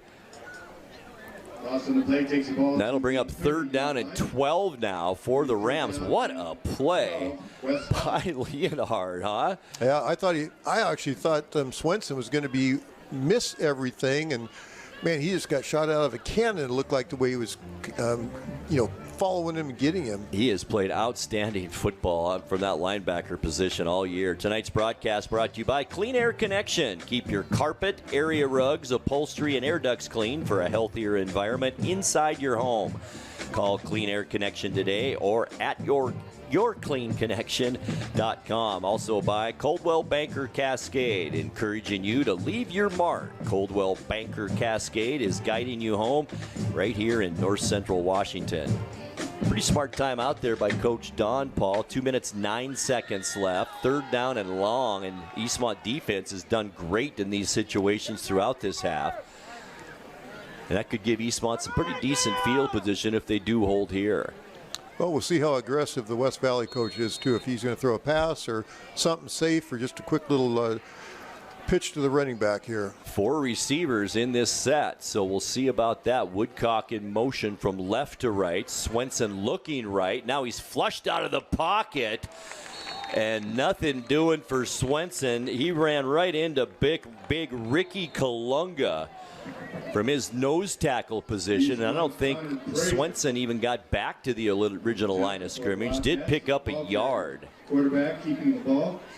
Didn't see a flag on the field, but it looks like a little conference out there. No flag. Now the head linesman just picked it up. So whatever happened, we'll find out here soon. Personal foul on Eastmont. Wow. Interesting. That had to be at the end of that play. I didn't see anything during the play. Did you, Paul? Nope, I didn't see anything. Look, from this vantage point, it's tough to see what happens in the middle at the point of attack, but whatever it was big enough for a 15-yard penalty. So, boy, that's a biggie. That gives West Valley a first down. And with that penalty, they did just get the first down. It was 3rd down and 12, and now it's at the 46-yard line. First down and 10 Rams. Swenson shotgun rolling to his right, under pressure, finds his receiver. He doesn't. It's dropped by Woodcock at about the 50-yard line, and that stops the clock. 2nd down and 10. On the coverage for the Wildcats. And now Coach Don using that timeout. Now that timeout now favors West Valley. It really does. Ball remains near the 44-yard line. Clock stopped, minute 51. Ball still in West Valley's side of the field at the 46-yard line. And there's a lot of time for West Valley. They don't need to do anything rushed. There's plenty of time to score. Yeah, they really don't have to be urgent on this, that's for sure. Ball's touching just about midfield, and this 2nd down and 10. Once again, 4 receivers out there. Throw left side. A receiver gets knocked down, and he wants a flag. Not going to get it. Schneider in coverage there. That goes incomplete. That'll bring up 3rd down and 10. Best part for Eastmont, it stops the clock on the incompletion. Pass incomplete. Right now, the clock's in Eastmont's favor. Every time it stops like that, maybe 3 to 5 seconds comes off the clock on a passing play, and it just saves a timeout or saves some time for Eastmont, because you know that Coach Don wants to score again before the end of the half. He really does.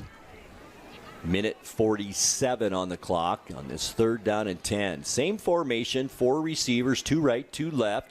Handoff, it's a fake up the middle. That could be a horse collar right there, and there's the flag. Thrown at about the 40-yard line. That was pretty obvious there, wasn't it, Paul? Or was it the jersey? Well, you have to actually see it on replay or something. The horse collar jersey pull straight back. That one looked like it almost went to the side, so. Tough call right there for the Wildcats. The referee threw it, so it must be a foul. That would have brought up a 4th down and 15 for West Valley, forced them into a punting situation. Instead, now they're going to move into Eastmont territory with 1st down and 10. That changes everything for Eastmont. Yeah, big call. Minute 41 on the clock. Across midfield to the 45. As we creep up on halftime, we're getting there. Slowly but surely. In this 34-7 game. So it is 3rd down. Wasn't quite enough for a first down. 3rd down and short for West Valley. That's not an automatic first down even. He did 16 yards and got 15. Swenson back to pass over the middle of the field. Has his receiver there. Gets his bell rung at about the 40-yard line, and that's a gain of 6 yards. On the coverage for Eastmont, Skylar Bryant. 7 plays on this drive, Paul. This is the longest drive that West Valley has had tonight. And it's been, penalty aided on this drive. It's kind of kept this drive alive. But West Valley not folding here right before halftime. They're trying to get some points on the board. Even though the score is lopsided, it doesn't feel like it's that lopsided. It really doesn't. Eastmont, one of their touchdowns, remember, was from a yard out. Here's the pass, boy, a dangerous pass out in the flat with a hand on it for Eastmont was Evan Mathena. And that could have been picked off right in front of the Eastmont bench. Instead, incomplete, stops the clock, minute 15 left, brings up second down and 10. West Valley got a big, huge help with that 15-yard horse collar penalty, but they're playing this just good, smart, fundamental football, throwing some out patterns. If the receiver does catch it, more often than not, they're going to be able to go out and stop the clock by out of bounds, and if they miss it, the clock stops anyway. So remember, just Paul, good fundamental football. And we also had a 3rd and 12 with the personal foul at the end of a play that kept this drive going. Here we go, second down and 10. Swenson, short drop going right side. It's going to be overthrown and way overthrown. The intended receiver, Sam Summers, on that play. And that now brings up 3rd down and 10 for the Rams. Well, so far in the first half, Grant, Cale Swenson's thrown to 11 passes, and they've caught 4 for a total of 44 yards. Yeah, he's had that kind of half, really. 7 incompletions. And he'd love to have one more 40-yard play right now. Boy, wouldn't he? With a minute 9 left before halftime, your team's down 34-7 to one of the top-ranked teams in 4A football in Washington, the Eastmont Wildcats. Here we go, 3rd and 10. Swenson, quick pass, right side, some room to run. Still on his feet. Not going to be enough for a first, but you would think that this is 4-down territory, wouldn't you? The ball's at the 34-yard line. It's a gain of 6 yards on that play. Boy, for me, it sure would be. You're on the, Timeout Eastmont. a top 10 football team in the state poll. You're on their home field. What do you got to lose? Down 34-7, that's right. And timeout called by West Valley. Tonight's broadcast brought to you by our friends at Confluence Health. High-quality care close to home. Confluence Health is dedicated to improving their patients' health with safe, high-quality care in 12 communities. And a great sports sponsor around the Wenatchee Valley, Dick's Heating and Air Conditioning, providing heating and air conditioning service and installation since 1982, serving residential and commercial. They specialize in indoor air quality, installation, service, and repair. Thanks so much to all of our sponsors. Paul, we wouldn't be doing this if it wasn't for the sponsors, that's for sure. And a lot of sports coming up this weekend on the NCWLIFE Channel. We have soccer for you. It's Wenatchee at Eastmont right here at Wildcat Stadium. It's live 1 p.m. tomorrow. Sebastian and Matt will have that call. And then on Tuesday, it's Moses Lake at Eastmont girls soccer. Also Sebastian and Matt live at 7 o'clock. And then for football, we will be in Kashmir next Friday night. I will be alongside Brandon Harley. It's OMAC at Kashmir next Friday. That'll be a lot of fun.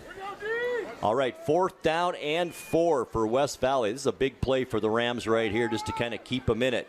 Swenson back to pass in the grasp, and he goes down at the 40-yard line. Brought down, Skylar Bryant finished him off, but a nice play by the lineman, and that's Damian Arellano. Got the first hand on him. Takes the ball back to the 40-yard line. Would it be 4th down? I think their defensive line coach just said, go get the quarterback. We'll meet you at the quarterback. So we have 58 seconds now, and Eastmont pretty good position. The ball at their own 40-yard line, as I mentioned, with 58 seconds left. And a 34-7 lead. Luke Gale shotgun. Gunnar Peterson back out there to his left. Fake handoff to Peterson. Gale's going long right side. Ruffins wide open 30 and goes out of bounds, I believe, at around the 23-yard line. 37 yards on first down for the Wildcats there, and Ruffins didn't drop that one, Paul. He made sure he looked that one into his hands. Great job. Boy, a nice job by Gale looking Ruffins open on that play. You could see that he had something going over the middle of the field, looked him right, and that's where the pass was complete. Yeah, beautiful ball. Plenty of time, too, by the offensive lineman, making sure the quarterback had time to do his job. So kudos to the big guys up front. 49 seconds left now. First down and 10. The ball at the West Valley 23-yard line. Gale back to pass, and he's going to go down. And a nice defensive play. I think it was a blitz from the linebacker, Nick Gomez, the senior, 5'10", 165-pounder. And that's a loss of about 5 yards on the play. Flags fly. We might have some movement up front. It is. Tried to go quick on that play, and I don't think everybody was set, Paul. Yep. Just that extra 1 second would have made a whole bunch of difference. I like the call to go quick there after that loss on the play, but now it's going to cost them another 5 as they go back to the West Valley 33-yard line. Coach Dawn's not going to like that. Already 6 penalties for 55 yards in the first half. That's not the kind of football he wants for Eastmont. Especially when you have a 34-7 lead. Yeah. It's happened to him this season. Here's Gale shotgun again. He's going to put it up again too. Has plenty of time going deep left side. Ruffins, and he dropped it in the end zone. Just a plain old drop, and that was about a 40-yard chuck from Luke Gale. Yeah, beautiful ball, beautiful play. The only thing that happened was didn't catch the football. And I think that's about the 4th drop tonight for Ruffins, which you just don't see very often from Ruffins. Adrian usually pretty sure-handed out there. What a throw by Gale into the left side of that end zone. Yeah, beautiful football. A lot of time again by those offensive linemen. Don't get a lot of credit, but all the kudos to them, giving Luke Gale plenty of time. And even when Moore and Peterson are rushing, those linemen are doing their great job. 20 seconds left to go. It's 3rd down and 20 now for Eastmont. Gale back to pass again, going over the center of the field, has a man, and it's caught at about the 13-yard line. That'll be right at the first down marker. And the Wildcat reception. 20 yards on that play. And Eastmont in business. 11.6 seconds left. Ball is at the 9-yard line. Gale just spiked it there to stop the clock. Gets it to 10 seconds exactly left, and a timeout called by the Wildcats. Boy, what a pass and what a catch out there by Peyton Guest. He was in a lot of traffic, too. That was in double coverage, and another nice throw by Luke Gale. Yeah, beautiful ball and beautiful route, too, by Peyton. Did a good job of just being open and being able to catch that ball. So now it's 2nd down and goal. The ball is at the 8-yard line of West Valley. Eastmont a couple of plays here, but we'll see if it's a field goal try or if they get a touchdown into the end zone. Touchdown, Jace Travato, 8 yards. Touchdown, Eastmont. Jace Travato and a Wildcat touchdown. Beautiful pass once again by Luke Gale. Jace Travato there in the end zone. Sure-handed Travato. And we are at 40-7 pending the extra point try now. Once again, it's Kai Pfefferman, the senior for the Wildcats. Snyder with the hold for Eastmont.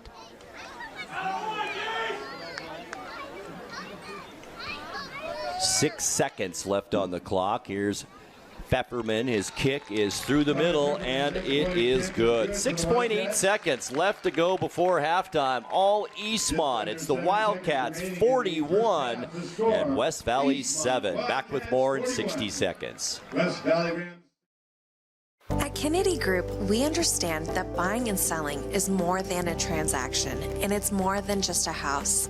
This is where you will gather with friends and family, and where a lifetime of memories will be made. But buying a home is more than memories. Oftentimes, it's your biggest financial decision. The agents at Kennedy Group understand this and provide real estate advice based on your goals and dreams. Call us today, and let's find your happy place. When you call Dick's Heating and Air Conditioning, you're calling on 35-plus years of experience in the Wenatchee Valley. Spending extra time in your home, you may have discovered an unwanted aroma. Stinky feet, pets, who knows what. Call Dick's today about installing their Train Clean Effects electronic air cleaner or a Rheem Halo ultraviolet air purifier. Either way, the air quality in your home will be improved. Proudly servicing all of North Central Washington, call 884-6444 today. 5 plays, 60 yards for the Wildcats on that scoring drive. Only took 52 seconds off the clock. The point after try good, and we are at 41-7. Been all Eastmont Wildcats here in this first half. Aaron Escalara to kick off for Eastmont. Left-footed kicker. It's deep, And once again into the end zone. I think that's the second time in a row for Escalara. Eastmont's kickoff is a touchback. 6.8 seconds left. West Valley will have it at their own 20. First and 10, West Valley. Don't think we're going to see anything too fancy here from the Rams. Down 41-7. I think they're a little shell-shocked now if they weren't already. I'm thinking a quarterback kneel or just a quick handoff to a running back. And Paul, you said it. Group. It still doesn't seem like it should be a 41-7 game. It just doesn't. Nope. Which is kudos to West Valley. Absolutely. All right. What are we going to see here with 6 seconds left? First down and 10. It's a run up the middle. Eastmont playing well back in a sort of prevent defense, and that will stop the clock, does it? That shows 0 on the scoreboard. And that will do it for our first half of play. After 2 quarters here at Eastmont High School in this Big 9 football matchup, it's been all Eastmont. It's the Wildcats 41 and the West Valley Rams 7. Halftime show begins in 2 minutes. Stay with us. At Confluence Health, our mission is clear: to provide exceptional care for our community. We believe in healthcare that's personal and local because we're just like you, members of this great community. We are Confluence. Local care by and for our community. Local care by and for our community. Local care by and for our community. We are Confluence. Are you dealing with a pest or weed issue and you just don't know what to do? We use the best pest control methods approved for areas with kids and pets. Whether it's rats, mice, ants, or spiders, or something else altogether. We provide the coaching and solutions you're looking for. And you can know that your dollars are supporting a local, family-owned and operated business. Allow us to help you get back to living healthy and pest-free. Harvest Valley Pest Control.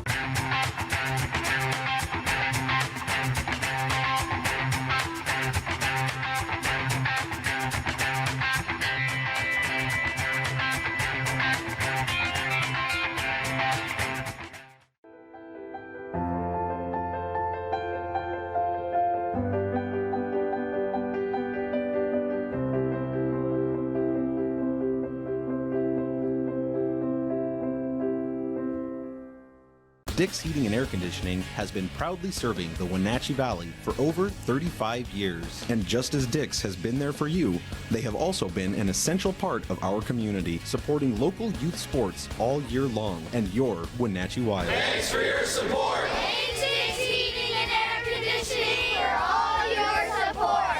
Thank you. Dick's Heating and Air Conditioning, your local, independent, trained comfort specialist. Call 884-6444 today.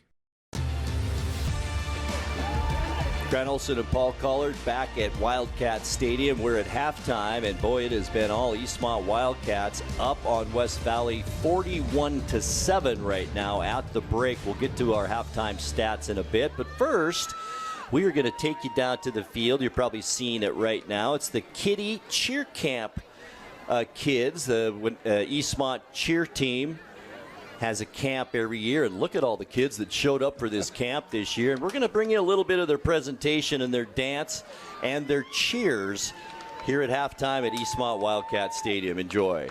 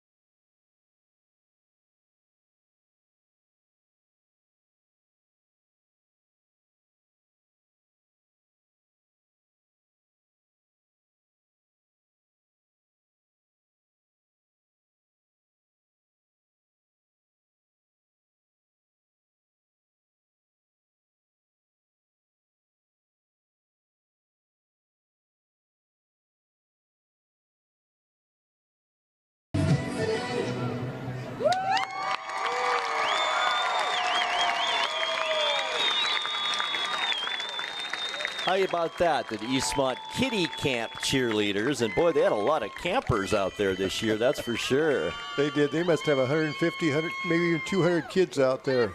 I don't think they're done yet, so we'll bring you their next cheer as well, or dance, I guess you can call it. Paul, I looked down at the crowd during that. You should see the phones that are going right now. We're talking cousins, grandparents, parents, brothers, sisters. Everybody's got their phones out, wanting a little shot of these kids out there. It looks like they are exiting the field in a orderly fashion, right? Which is hard to do with kids this age, but of course it was going to be a Barbie theme, Paul. You can't escape that in this world right now. So very cute performance and nicely done by the Eastmont cheerleaders. Once again, we're at halftime here in this Big 9 matchup. It's the Eastmont Wildcats and the West Valley Rams. Our score 41-7. And Paul, Eastmont kind of asserted themselves early in this game with a nice drive and a score right off the bat. Then they kind of got a gift on a short touchdown, and then it was kind of on after that, wasn't it? Yeah, Eastmont's just is showing why they're in the top 10 team in the state. You know, very good fundamental football.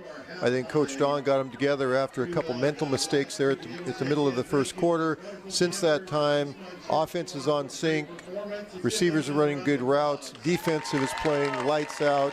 I'm very, very impressed with the linebackers, too, especially the inside and outside linebackers, how they're making contact with the offensive person, but they got their head up and they got their feet going. They're still driving to make a tackle. So very impressed both sides of the football, and even special teams is doing real well, except for a snap over the head once. That's really the only mistake that Eastmont's made besides the penalties in that first half. And we talked in the pregame show, Paul, about the defense of Eastmont's kind of underrated and not talked about that much. And once again here tonight, they've given up 7 points, and that's it. They played, like you said, the linebacker play and the defensive line, they played outstanding. Even in the defensive backfield, great coverage, and those guys are great tacklers as well. Yeah.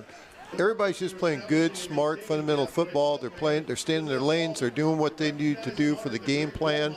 Nobody's going outside the game plan. They're just taking care of their job, taking care of the business.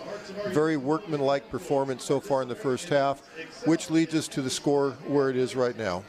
All right, we'll take a 2-minute timeout. When we come back, we will bring you the Hall of Fame induction ceremony here at Eastmont High School, and we'll have your halftime stats and more as our halftime show continues here on the NCWLIFE Channel. Like most backseat drivers, I'm all about safety. Uh-oh! Les Schwab tires is too, because Les Schwab fixes brakes, steering, and more. See those guys? They just do tires. Eyes ahead, Dad!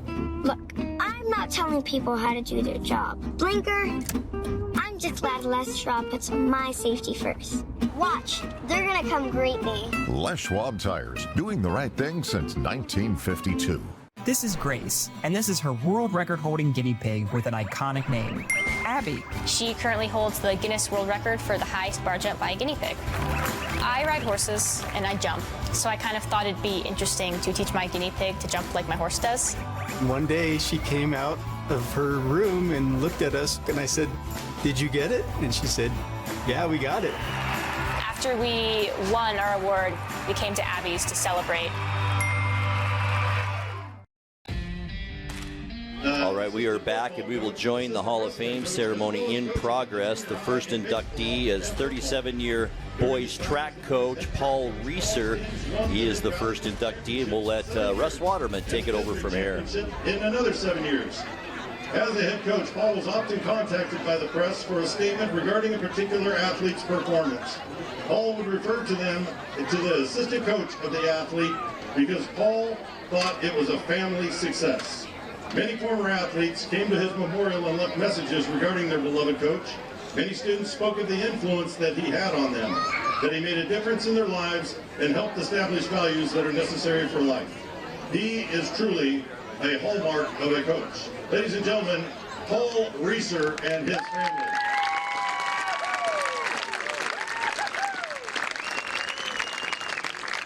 Our next inductee is Mrs. Pat Newman. She was a head cheer coach here at Eastmont. Coach Newman contributed a total of 28 years to Eastmont High School from 1969 through 1995.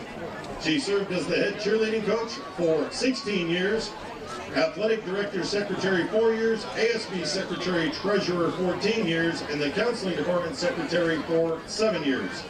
Coach Newman built a cheerleading program when the WIAA redefined cheerleading as a sport and an activity. Her handling of the team and building a quality team was noted for their high level of involvement and integrity, and received praise from the Eastmont High School staff.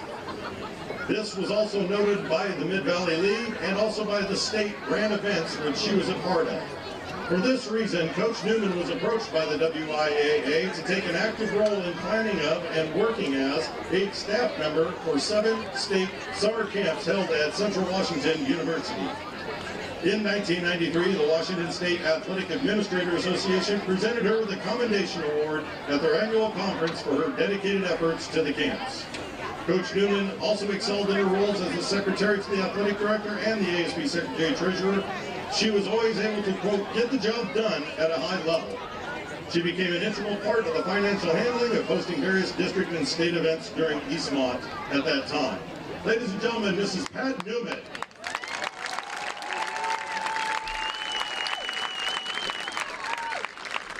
Our next inductee is Jeremy Van Asche for track and field and football.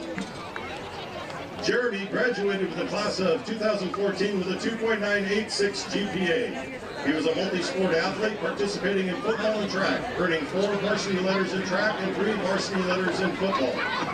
Jeremy found his greatest success in track. He is second all-time at Eastmont in the 100 meter and 200 meters, and as a part of the 400 meter record-holding relay team. Jeremy earned second place in the 2004 districts and state in the 100 meter and 200 meter events, and was a member of the state champion 4x100 meter relay.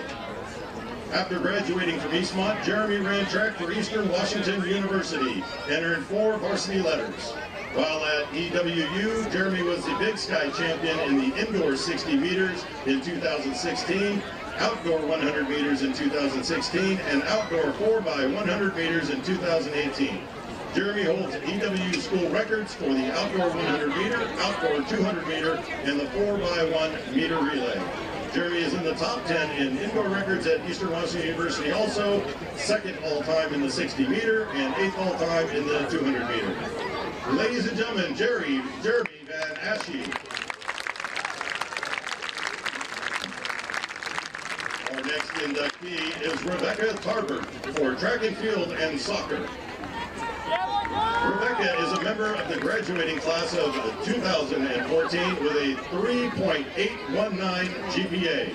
She was a multi-sport athlete participating in soccer and track, earning 4 varsity letters in track and 4 varsity letters in soccer. She was selected as the Columbia Basin Big 9 Track Female Athlete of the Year in 2014. Rebecca received captain's awards in track and soccer in 2014 also. She is the school record holder for the 200 meter and second all-time in the 100 meter. Rebecca was a state participant every year at Eastmont, and her accolades include 2 fourth-place finishes in 2011 and 13, a second-place finish in 2012, and a third-place finish in 2014 in the 100 meter. She was second in state in 2012 and 14 in the 200 meter, and 7th place in 2011, and 16th place in the 4x100 relay in 2014. Rebecca was part of the team that was awarded the 2014 State Academic Champions for girls track. After graduation, Rebecca went on to run track at Eastern Washington University and was a 4-year varsity letter winner.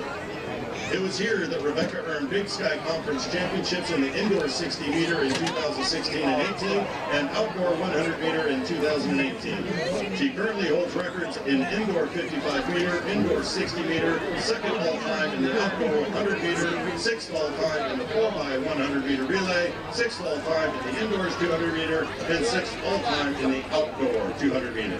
Ladies and gentlemen, Miss Rebecca Tarbert.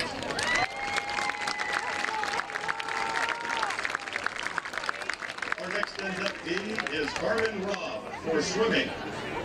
Carmen is a member of the graduating class of 2009 with a 3.47 GPA. She was a 4-year letter winner in swimming. She was a team captain her senior year and was named Columbia Basin Big 9 Swimmer of the Year. Rebecca helped the Wildcats to 3 league titles in 2006, 2007, and 2008, and 2 district titles, one in 2006 and one in 2007. Carmen was a state participant each of her 4 years at Eastmont, competing in the 100 butterfly, 100 backstroke. She qualified for 7 events at state her senior year. She was a top 8 finisher her last 3 seasons, while catapulting or capturing a second in the 100 butterfly. For her efforts, Carmen received All-American status in the 100 butterfly and All-American consideration in the 100 backstroke. She holds Eastmont school records in the 100 backstroke and 100 butterfly. Carmen was also named as an academic All-American her senior year.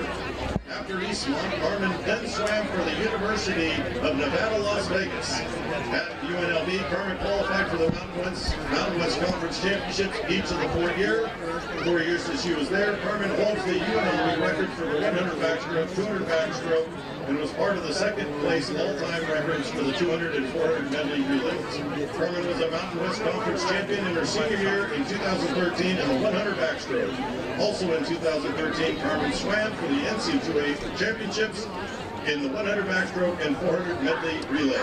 Carmen received an Academic Achievement Award her senior year, and in addition to her collegiate career, Carmen qualified to swim at the United States Olympic Swim Trials in Omaha, Nebraska. Her efforts at the swim trials in the 100 backstroke garnered her a 77th place out of 139 swimmers. Ladies and gentlemen, Ms. Carmen Raw. Our final inductee is Mr. Jerry Jessup as an honorary inductee. Unfortunately, Jerry could not be here with us tonight. Jerry Jessup becomes the first honorary inductee in the Eastmont Hall of Fame. As a sophomore, when Eastmont High School was created in 1955, the building only housed freshmen and sophomores. He was a 3-year letter winner in football and 2-year letter winner in basketball. He played football for the Eastmont Hall of Fame coach Lou Bonai and helped lay the foundation for Eastmont State Football Championship in 1961. He scored the first basket for Eastmont basketball in a jamboree versus Chelan, and he was also a member of the basketball team that got Eastmont's first win in Othello. Ladies and gentlemen, Jerry Jessup. Ladies and gentlemen, it is with great pride and honor that Eastmont High School presents to you the All right, that does it for the Hall of Fame induction ceremony for 2023 here at Eastmont High School. I remember a lot of those athletes, Paul, and well-deserving for many of them. Just fantastic athletes here at Eastmont High School. All right, Willie will take a 60-second timeout. We'll come back and take a look at all of the first half stats and more right after this. The agents of Kennedy Real Estate Group are committed to providing the ideal client experience. We believe in the power of relationships. Why? Because we don't just work here, we live here. From the nonprofits we serve, the parks where we play, and the local businesses we support, our team understands the value of living in the Wenatchee Valley. Let's begin your real estate story. Hey, welcome back to Save Mart. What can we help you find today? We're looking for a mattress. Oh, right this way. We got a large selection. We have this pillow top here. Oh, comfortable. We have more to choose from down here. Oh. I think I have the perfect one over here for you. I guess we'll take this one. You'll find it at Save Mart. Full service at a low, low price. Grant Olson and Paul Collard back in the booth here at Wildcat Stadium. We are at the break, and it has been all Eastmont here tonight so far. Our halftime score is Eastmont 41 and West Valley 7. How we got there, Eastmont scored quickly, 4 plays, 62 yards on their first possession, made it 7-0 on a 39-yard touchdown run by Gunnar Peterson. Eastmont then scored on their second drive of the first quarter as well. 3 plays, only 1 yard on a muffed punt by the Rams. 44 seconds on that drive is all, and that quickly made it 14-0. Then the Rams put their only scoring drive together. It was 3 plays, 39 yards yards, a 4-yard run by a Cisco, and the PAT was good. That made it 14-7, and Paul, at that time we thought we might be seeing a game, but then Eastmont, they went on a tear late in the first quarter into the second. 12-play, 65-yard drive. It was a 9-yard touchdown run by Cortez. That made it 21-7. Eastmont scored on their very next 3 possessions. A 17-yard pass play from Gale to Jackson West. That made it 28-7. And then a 2-play drive, 25 yards. It was a Gale pass to Gunnar Peterson. Eastmont tried kind of a weird 2-point conversion. That didn't work out, and that made it 34-7. But on the very next drive, Eastmont scored again. 5 plays, 60 yards. It was under a minute on the clock, and it took 52 seconds for him to score. The point after try by Pepperman, good, and that's where we stand right now at 41-7. How about individual stats, Paul? Well, for your Eastmont Wildcats, let's start out with the rushing game. As Grant said, Gunnar Peterson right off the bat, a 39-yard run. He had 9 carries for 64 total yards in the first half, followed close by Landon Moore with 5 carries for 33 yards. So those two, almost 100 yards of offense here in the first half just in the rushing game. Luke Gale was sacked a few times, so he has -1 yards rushing. And then Julian Cortez has 9 yards rushing. Luke Gale finished the first half with 16 attempts. He was connected with 9 of them for 140 yards, so a good half for Luke. His favorite receiver was Jackson West with 46 yards, followed by Gunnar Peterson with 42 yards. And Adrian Ruffins, if he would have caught a few more, but he ended up 2 catches for 49 yards. Jason Travaco had 2 catches for 18, and Peyton Guest had 1 catch for 22 yards. Let's talk about the Rams from West Valley. Not much to talk about as far as rushing. Dave and Cisco was the leading rusher with, Jose and Cisco with 3 carries for 12 yards.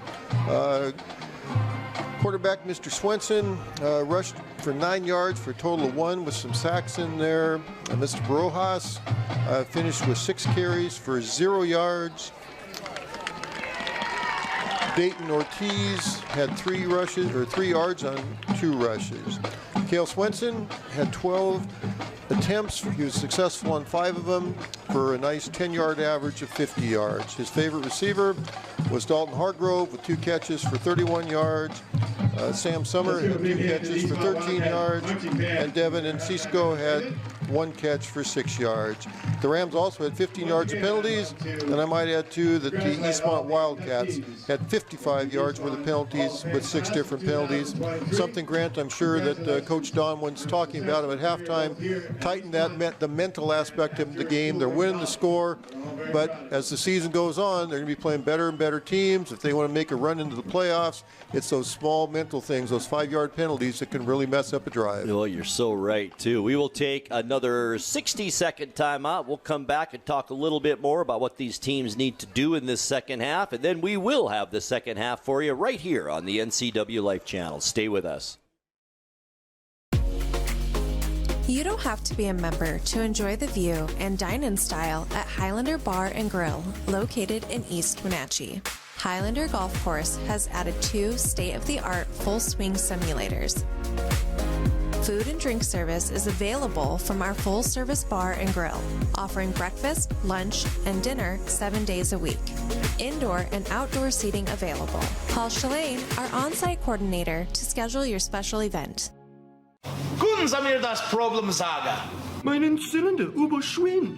Flute, ich habe mein Fugen verloren. Keine Sorge. Global Car Care. We speak your car's language. Fragenschlüssel. You. Well, I got a leaky transmission, my head gasket's shot, and I could use some new brake pads. That dog don't hunt. Global Car Care. We speak your car or truck's language. When your heating or cooling system is giving you trouble, call the Diagnostic Doctor from Dick's Heating and Air Conditioning.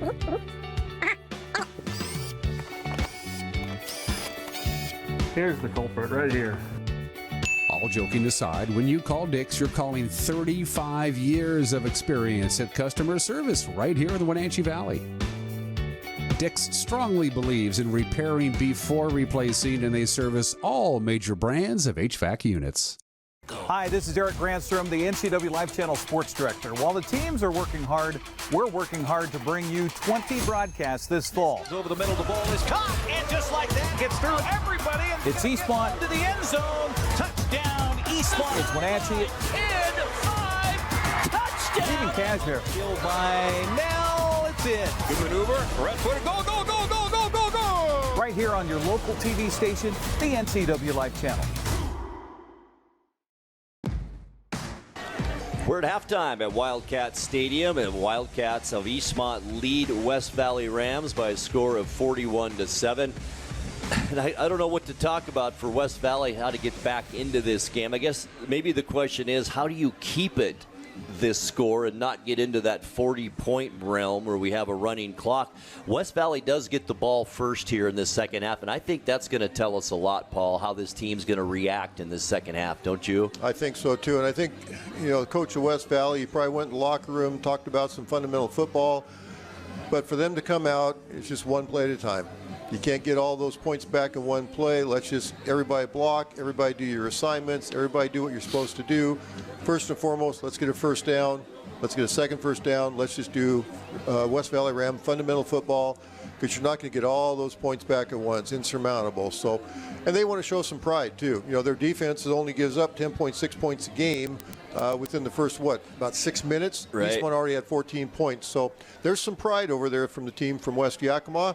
And they want to show the people here in the grandstands. You talked at halftime about how full the grandstands were. I look down there. We have Hall of Fame night. It's only 2 out of 3 home games, and then we had 200 kids out there for the cheer. So no wonder the grandstands are packed. And I don't think they came to listen to you and I. So no, they didn't. They're down there, and a few empty seats now that the kids are done. So let's just hope for a good second half. And the key thing too, from Eastmont's point of view, let's just get through this second half. No major injuries. Gunnar Peterson looked like he got a left ankle. Something happened to him. And, just no injuries for Eastmont. They got some bigger things ahead of them. And I really like, Paul, how Eastmont mixed up the run and pass. We kind of thought that might happen tonight because there wasn't much of a passing game last week at Sunnyside. And Coach Don likes to have that mix. And, boy, we saw a nice mix. As you said, Luke Gale with, 142 yards, I think, at the break. So that's a good half for Luke Gale. So we'll see if maybe Eastmont continues that. As I mentioned, West Valley will get the ball first. Yeah, I think last week Luke only had 4 completions the whole game. So, right. So a great first half for Luke. Get his confidence back, too, going into the regular season games. Aaron Escalara, the left-footed kicker, will boot it for Eastmont. Boy, he's had a leg here tonight. A couple of touchbacks here in the second quarter. Here's the kick. Line drive this time, and there's that fake again. West Valley's tried that all night long. It does maybe get them a few extra yards as they cross the 25, and they'll be down at around the 26-yard line. So the Rams back on offense. Not much so far tonight, as Eastmont's defense has been a stifling defense. Great against the run and good coverage tonight by the DBs for Eastmont, too. They've played a really good all-around defensive football game. It's not just offense on this team, that's for sure. Yeah, just as much as West Valley wants to come out, establish something, that defense right now wants a quick 3-and-out, give the offense their ball back again. Cale Swenson back out there at quarterback, and Ciso once again is the running back. The sophomore gets a great head of steam at the line of scrimmage, manages to get up to the 29-yard line. That'll be a gain of 3 yards on first down. It kind of makes me wonder that maybe something is maybe wrong with Barajas and also the other running back that was listed as the starter tonight, A.J. Kelly Nash. We haven't hardly talked about them at all. We've seen this sophomore and Ciso more than anyone tonight. Yeah. And they're both done a decent job tonight, too. Near the 29-yard line, it'll be second down and about 7 for West Valley. 2 receivers split out to the right of Swenson, 1 to the left, ball at the middle of the field. Here's Swenson, the handoff, and Ciso again tries to spin away from contact at the 31, does manage to get 2 yards before a host of Wildcat players in on that stop. And Once again, led by number 9, Skylar Bryant, who has had just an outstanding game. Also, Leonhard has played great from his linebacker position. Yeah, both of them just good fundamental football. And I still think about, Leonhard on that, about there on the 30-yard line the second quarter when he chased down the quarterback on that third down play, just that speed he has. Big third down play right here for the Rams. 3rd down and 5 at their own 32-yard line. Swenson looks over the defense, looks left side. He's going to go that way. Had a receiver and then almost picked off. I believe that was Lisson on the far side of the field. It was. Needless to say, it goes incomplete.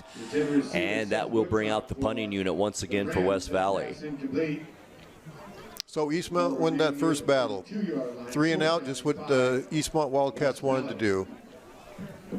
Nolan Armenta will be on to punt for the Rams. Back deep is Jace Travato for the Wildcats, and he's a dangerous return man. Almost blocked again as Travato runs up on it at the 44-yard line. Ahead of steam, and he's off to the races down the sideline. The 25 gets a block. 10-5, touchdown Wildcats. No flags. There is a flag on the far side of the field. Excuse me. That could have been after, during the run back, I'm sure. But, boy, the play was on the near side of the field. I can't imagine what it would have been over there.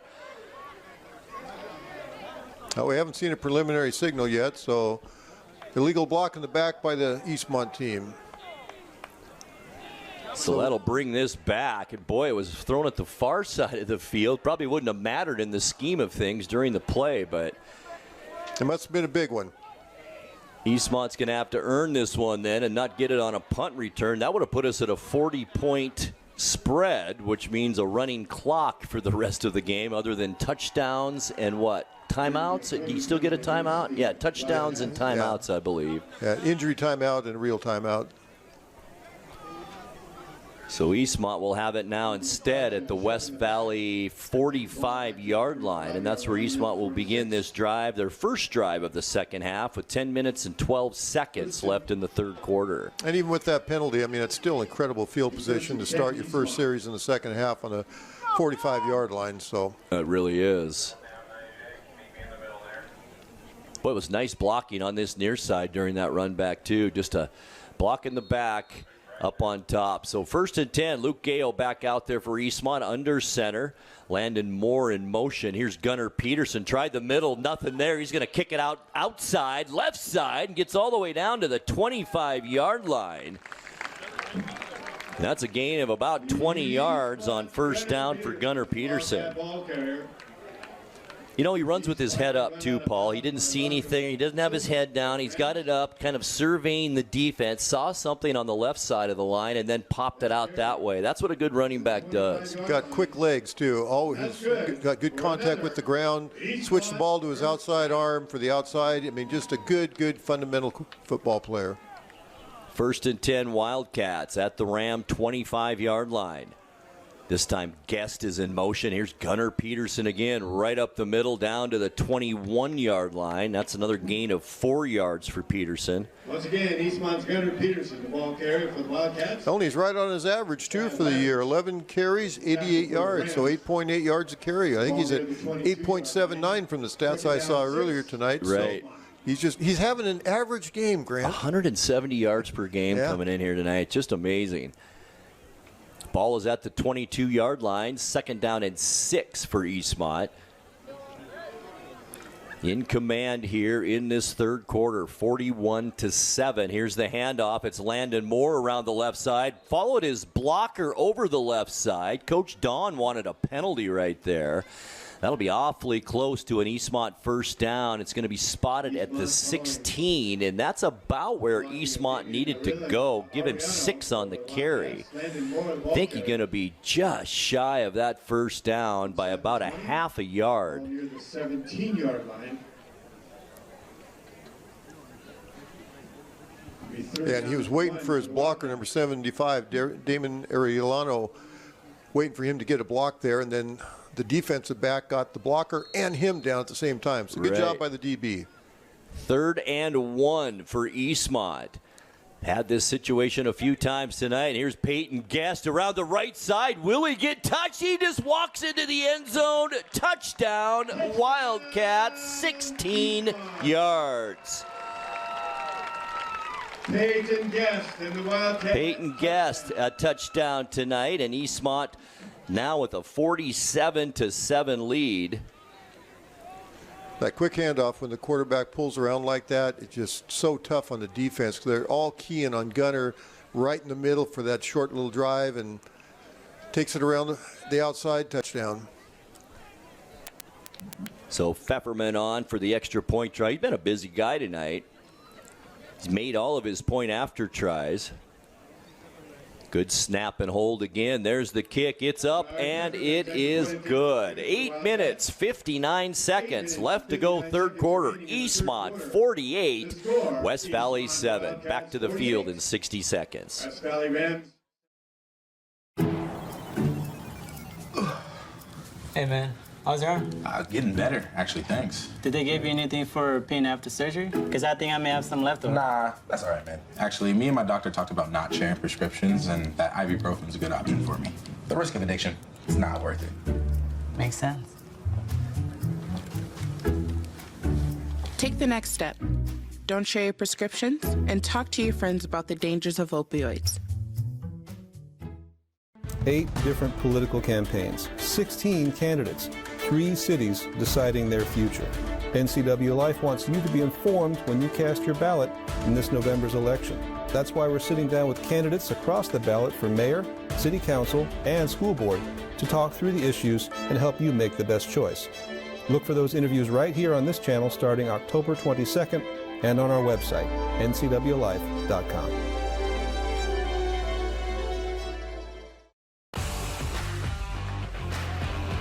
All right, here's the kickoff by Eastmont as we return to live action. Eastmont up 48-7 now. Here's the return. It's Woodcock on the return. Left side has a little bit of room over there and then is run out of bounds at about the 24-yard line. By the way, that drive for Eastmont, 4 plays, 55 yards. Took a minute 13 off the clock. Point after try. Pepperman is good. And we are at 48-7. And we now, folks, have a running clock, which means a 40-point rule. It's 48-7, which means we will have a clock that just keeps on going unless there's a score or a timeout. I think an injury also stops the clock, and that'll be it. Yep. Once again, West Valley will have it at their own 24-yard line.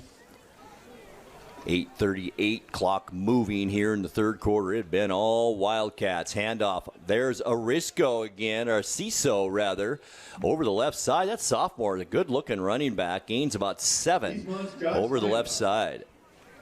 Yeah, does a good job. Real quick, short to the ground, and his feet just keep going and pumping, and you can tell he wants to play varsity football. 5'6", 170-pound sophomore. He looks taller than 5'6" out there. Well, he's got tall cleats on. Yeah, maybe. He's got the long ones, natural grass, right? Yeah. Second down and 2 for West Valley. As I mentioned, the clock is just going to run now, even on an incomplete pass. Handoff. Ciso again, and he's got room left side. He loses the football. Did he get it back? I think he did. And that's a gain over the left side, a big gain. Paul's going to figure out the yardage for me. I think we got 29 yards according to my Quincy High School math. Devin and Ciso, he's been the spark of this West Valley team tonight. There's no doubt about that. Now West Valley into Eastmont territory at the Wildcat 38-yard line. Nice run. I love how he gets that head of steam when he gets the handoff. He's not looking around or juking. He just goes straight into that hole. Yep, he just goes straight, and the Eastmont linebackers got kind of snookered in on that pitch there, and they did. Just kept in. And kudos for West Valley not giving up. That's right. First down and 10 Rams. Swenson shotgun. Why not? And Ciso again, but nothing doing. In fact, he's going to be thrown for about a 2-yard loss on that play. Nice job once again by the big man down there, Ricky Kalunga, who's played a great game from his defensive nose tackle position. That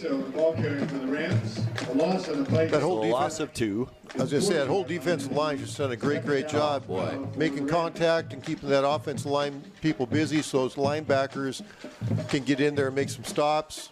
Just doing a great job. Again, just great fundamental football. And there's a lot of experience on that defense for Eastmont. They played a lot of football, and boy, it shows. 6:15, clock continues to move, third quarter. 2nd and 12 for West Valley. Once again, Swenson under pressure, rolls to his left. Nevers almost got a clean shot at him at about the 42-yard line, but Swenson does manage to get back. Where did he go out of bounds? I think they're going to mark him out of bounds. In fact, it's going to be another loss of about 2 on that play. As I think Nevers really cut down the angle on him there, and he was forced to kind of run out of bounds. He cut back upfield, but ended up being another 2-yard loss. So West Valley minus 4 yards their last 2 plays. Hey, he cut back, but there really wasn't any place to cut to. There wasn't. A lot of red jerseys coming towards him. 3rd down and 15 now for West Valley. 5.5 minutes left to go. Third quarter. Swenson shotgun. It's going to be that quarterback draw. It's been fairly successful tonight for West Valley as Swenson, I believe, gets back to the original line of scrimmage. Give him 5 yards on that carry. Out of bounds for the Wildcats is In fact, he ran out of bounds again. It looked like he got to the stick, but he didn't, so a gain of only about 1 on the play. And it's still going to be 4th down and about 13. Ball near the 41-yard line. It'll be 4th down. Obviously, go time for West Valley here, down 48-7. And it looks like West Valley will do just that. Ball is at the Eastmont 41-yard line. Now let's see if they come out with those 4 wideouts or what kind of formation they're going to have. Looks like just 2 with 2 running backs in the backfield this time. There's Anciso. Nice run left side, lowers his shoulder, and he is awfully close to that first down. I think he's going to be just short, but what an effort by the sophomore. Needed 13 and got 12 yards on that carry. Boy, you got to give him credit there. And just kept his legs churning. He wanted that first down stake, and he almost got it. But, man, just keep those legs churning, and good things are going to happen. I think Eastmont or West Valley found something there at running back for sure. This kid's looks like he could be a really good player for for West Valley. And they got 2 more full seasons with him, too. So Eastmont will have it again on offense at their own 10-yard line. Clock continuing to move. 3:50 now left in the third quarter. I think we have a new quarterback, too. I think Dax Dixon is in now. You're right. He is Dax Dixon, number 17 out there, 5'10 sophomore. Handoff goes left side. And I think we've got some other subs in there now, too. Paul, that handoff was to Bodie Yale. He's a sophomore, 5'9", 170-pounder. Doing the game, Bodie Yale. That'll be a gain of about 2. Eastmont has the ball at the 31-yard line. It'll be 2nd and 8. Clock still moving. 2nd down and 8 Wildcats. 3:10 now left in the third quarter. Splitting out far to the left side into the game now is Dylan McAmaney, 5'7", 140-pound junior for Eastmont. Dixon, handoff, goes right side. It's Cortez, a head of steam. He has a first down and runs out of bounds. That's Julian Cortez. Gets a lot of touches during the course of a game, and 11 yards on that carry, and that's an Eastmont first down. That carry out to the 40-yard line. Boy, the linemen in this wing tee, though, Paul, it's so impressive. They're so locked in, and it's such a timing offense, isn't it? And they just have it down on that offensive line. No matter who they bring in, it seems to work. Yep. Offensive line coach spent a lot of time with these kids getting them to know that basic fundamentals of the wing tee. And it's very hard to stop if you run it correctly. Absolutely. This time it's Cortez. I think he fumbled the football possibly. West Valley saying they jumped on it at about the 32-yard line. And I think it will be West Valley football. Coming off the pile for the Rams is Nick Gomez on that recovery. So the first turnover by Eastmont here tonight. By Nick Gomez for the West Valley Rams. And West Valley will have the football back as our clock continues to move with 1:45 left. And West Valley's got some great field position now, and you know they want to score just for their own pride. I'm sure they're going to have their starters out there yet, and they want to put some more points on the board.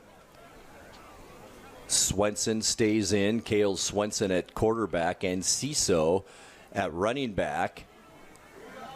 Swenson will keep it and gets rustled out of bounds, shy of a first down by about 2 yards. Gain of 8 for Swenson over the left side on first down. Brings up second down and about 2. Wildcats. Clock approaching 1 minute left on the third quarter.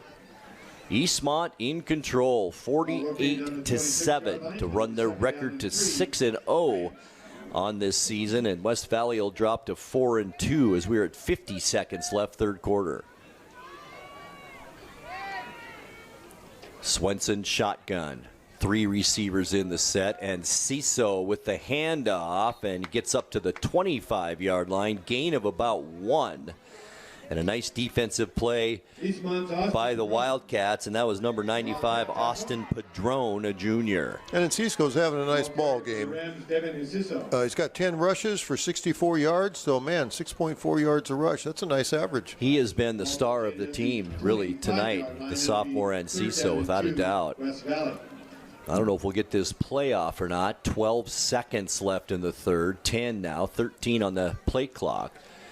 Swenson will get the snap. Handoff, and Ciso tried the middle of the field, cuts back, and he's going left side. He might get into the end zone, and that is awfully close. Touchdown, and Ciso from 25 yards. Touchdown, West Valley Rams. What a player this kid is. I think they've got something there, that's for sure. Devin and Ciso. Yeah, and that will do it for the end of the third quarter too, Paul. But what a run by Enciso. I think we'll get the kick before the official break, right? Yep, get one on time down. We don't want to. Right. We can't end the quarter without the one on time down here. Nolan Armenta will be on for the point after try. It makes it 48-13. Hold is down, the kick is up, and the kick is good. That ends our third quarter, and at the end of 3 here at Wildcat Stadium, it's Eastmont 48 and West Valley 14. Fourth quarter coming your way in 60 seconds. Hey, hon, would you run this around to the wash rack? Oh, okay.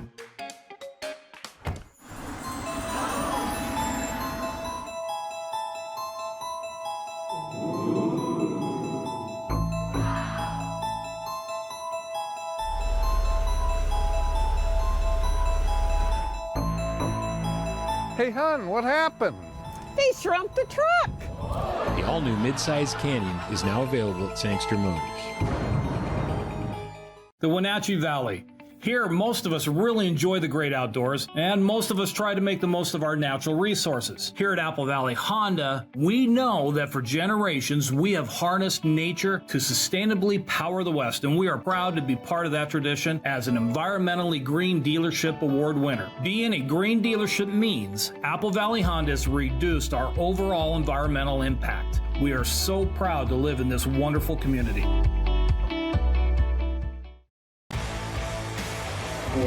3 plays and 33 yards on that drive for West Valley because of the fumble by Eastmont. Took 1:30 off the clock. Touchdown run, 25 yards from Enciso. What a player he is. Devin Enciso has played a whale of a game, and that makes our score 48-14 as we are set to go here in the fourth quarter. Remember, it's a running clock here.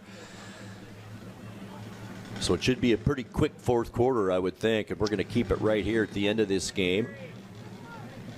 Yeah, I would think so, too. It's just going to be football, football, football. Armento with the kick. It's an onside kick. I don't think it went 10 yards, did it? I think a flag comes down, or did it? The referee puts it back in his pants. I don't think it went 10 yards or it was touched before that. What's going to happen here? Well, it's got to go 10 yards. There's the flag. It didn't go 10. It almost did. I don't think Eastmont was really expecting that for some reason. Do you? Nope. I think Eastmont was caught off guard. I do that. too. In fact, I think you and I were even almost caught off guard. I was surprised by that, actually.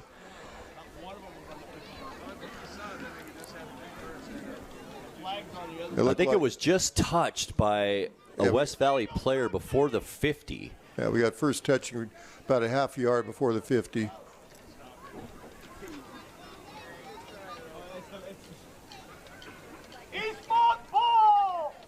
Not sure why the clock is stopped through all this. It's supposed to keep running during this time, but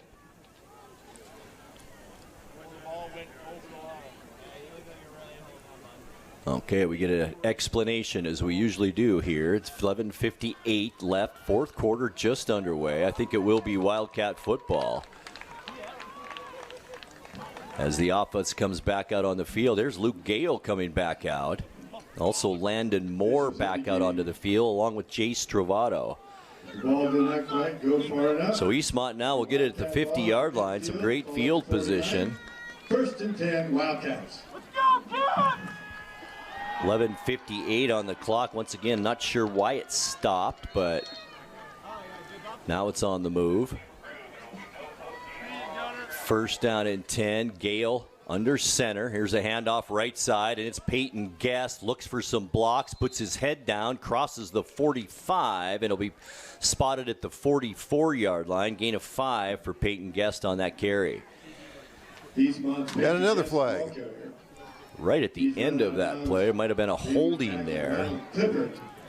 Now the clock continues to run like it should have at the beginning of the quarter. Let's see what the call is this time. Might be on Eastmont, a hold.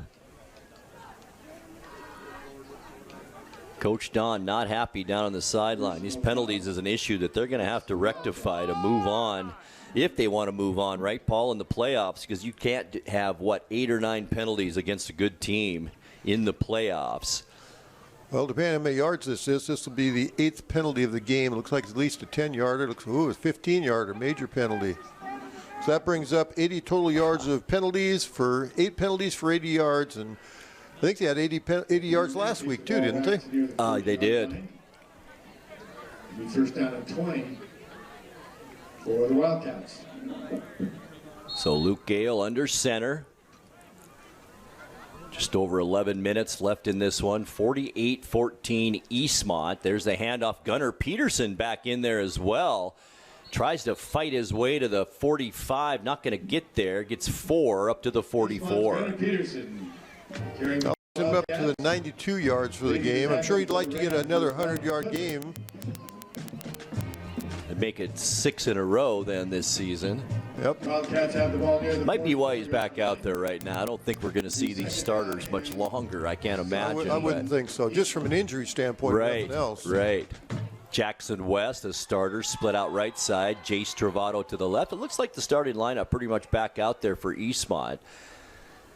Once again, play action. Pass to Gunnar Peterson. Gets a great block, and he is off to the races right side. Cuts it back upfield at the 20. Almost broke a tackle at the 15. Another flag is down.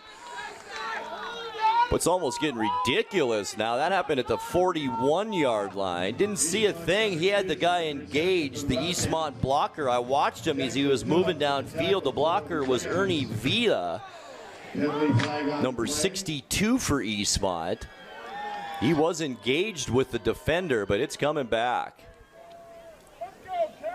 What a beautiful run again by Gunnar Peterson around the right side. He's such a dynamic player, isn't he? Oh, yeah. I'm sure there's some college scouts in the crowd tonight that are just drooling to have him sign on the scholarship letter of intent. Well, that'll take it back to the 49 and still just bring up a second down and 11 for Eastmont. Clock moving, almost 9.5 now left fourth quarter. Well, Gunnar still has more yards rushing than we do have penalties, but only by 2 yards. Don't tell Coach Don that, whatever you do. Here's Gale now in this 2nd and 12. Play action again. No, it's a handoff to Cortez left side. Nice cutback. Another flag comes flying in as Cortez is down just shy of the first down at the 40-yard line. Nice gain of about 10. But will it stand once again? Eastmont's Julian Cortez. Looks like it's coming back once again. Holding on Eastmont. I think the Wildcats are going to get a little tongue lashing, even though they won big here tonight from Coach Don. I just have that feeling, Paul. I think there could be some extra conditioning drills on Monday for this sloppiness. Well, that'll bring up second down and very long now, about 20 for Eastmont. And one thing that Coach Don will not be happy about is that is the 10th penalty now for 100 yards even. Wow. In a 48-14 game. Yeah. All right, second down, 20, Wildcats, 8:10 left in the fourth quarter. Gale, once again, play action. Plenty of time in the pocket. Now he's flushed out. He's going to keep it and try and get something out of it. Gets smacked at about the 44-yard line, and then he'll go down at the 44. Gain of only about 3 on that play. And that'll bring up third down and 17 now for Eastmont. The nice thing about that, though, Grant, was he read his receivers, read the coverages, didn't want to take a chance getting the ball in the air. He still got a couple yards out of it, but more importantly, they still have the football. Are you surprised that Eastmont's putting it up right now? I really am. I didn't think we'd even see a ball in the air the whole fourth quarter. I mean, running clock, there's a reason there's a running clock is you're beating the other team substantially. So just keep it on the ground. And again, that injury stuff can just come back and bite you. Boy, it really can. Third and 17. Here's Peyton Guest with the handoff. Finds room over the middle. He's going to be short. He does get back to the original line of scrimmage. Gain of 7 on that carry. But that will bring up a fourth down for Eastmont. Have we seen an Eastmont punt yet tonight? I don't know if we have yet.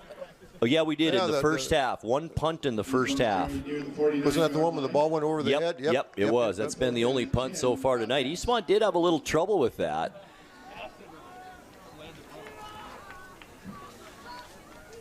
So Eastmont will boot it away. It's Mathena, I believe, is the punter, right? Andrew Mathena, or is that the quarterback, Luke Gale? That is Luke Gale, the punting this one away. Taken at the 16-yard line and then hit immediately, and West Valley will have it at about their own 19-yard line. 6 minutes, 20 seconds left. Clock continuing to move. As I mentioned, the ball will be spotted at the 20-yard line. It's hard to put a time down for the start of a drive, Paul, because it's moving, and I'm just waiting for the snap, and then I'll write the time down. The clock is moving. Under 6 minutes now left. A lot of time getting burned up right now, but that mercy rule is a good rule, though. It is a good rule. It really is. All right, first down and 10. 5:50 left. West Valley with the football. Handoff. There is Barajas, the leading rusher on the team so far this season. I think he manages to get back to the line of scrimmage, so no gain on that carry. Well, he's not the leading one tonight. That's the 7th carry for a net of 0 yards. Isn't that something? Yeah. But Eastmont defense is just playing lights out. And Ciso has done the damage for West Valley, all the offensive damage tonight. Yeah, he's got 89 yards on 11 carries. What a great-looking young player. Great job by the sophomore. Yeah, really Two more years. Second down and 10 now for the Rams as we approach 5 minutes left in the game. 3 receivers, trips left side, 1 to the right side this time for Swenson. Going to hand it off and hit immediately and hit hard. At really the point of handoff. One again, Skylar Bryant and big 99, Ricky Kalunga, who I think has played outstanding game tonight. In on that stop, loss of 2 on the play. And that brings up third down and about 13 now for West Valley. 4.5 minutes remain. Quarters go by pretty quick when there's nothing stopping them. Sure does. Sure does. This is the 3rd game now that I've called this year with the 40-point rule. Very unusual. Usually in a season, if you get 1 game like that, that's about normal. But this is the 3rd time this season. Third down, 13. Swenson looking to pass, going right side and overshoots everyone into the West Valley sideline, and that brings up 4th down and 13 now. And from an officiating point of view, these kind of games are some of the toughest to officiate because you got one team blown out, the other team knows they're getting beat. I get it. So it's just the mental aspect to keep these kids under control, and even the sloppiness of the penalties. You know, the last drive had, 3 big penalties in Eastmont? Nolan Armenta on to punt it away. Jackson West, or I take that back, Jace Travato back deep for Eastmont. Boy, he's standing at the 50-yard line. Snap is good. There's the kick. Right into the hands of Travato at about the 48-yard line. Looks left side, scoots down the sideline, and bumped out hard at the 32-yard line. So Eastmont will have it at the West Valley 32.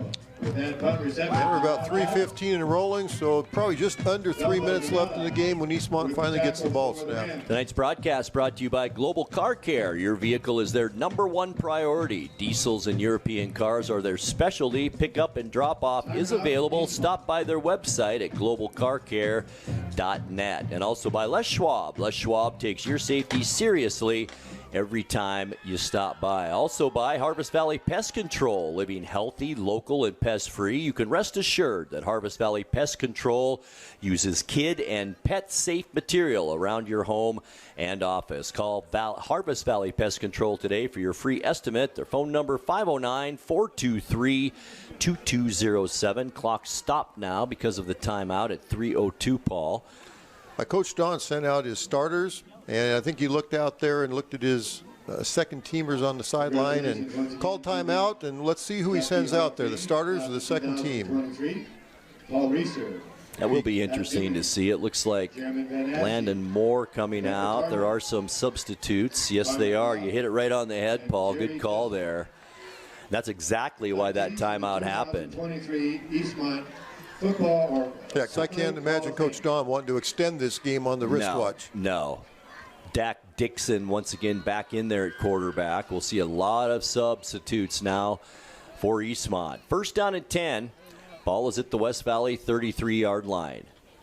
Dixon, handoff, right side, cuts back upfield and then back outside. Nice run, and it's Bodie Yale, the sophomore, gets it down to the 25-yard line. Nice gain of 8 yards. That'll make it 6 yards, I should say. And it's nice to see these second teamers that are, put in the same work throughout the week, do the same wind sprints, same film study, getting a chance now to play on the under the lights Friday night varsity game. It's nice to see that and give them confidence going into next season, if nothing else, to win a position. Great point, too. And they work hard and practice just like everybody else, you bet. Second down and 2, so that was an 8-yard gain. Up the middle, first down to the 29-yard line. Brandon Graves that time. Normally a linebacker with the carry. Number 49, 5'5", 160-pound junior. Gain of 6, and that's a Eastmont first down as we get to 2 minutes now left in this game. More substitutes in and out of the lineup for Eastmont. Eastmont first down.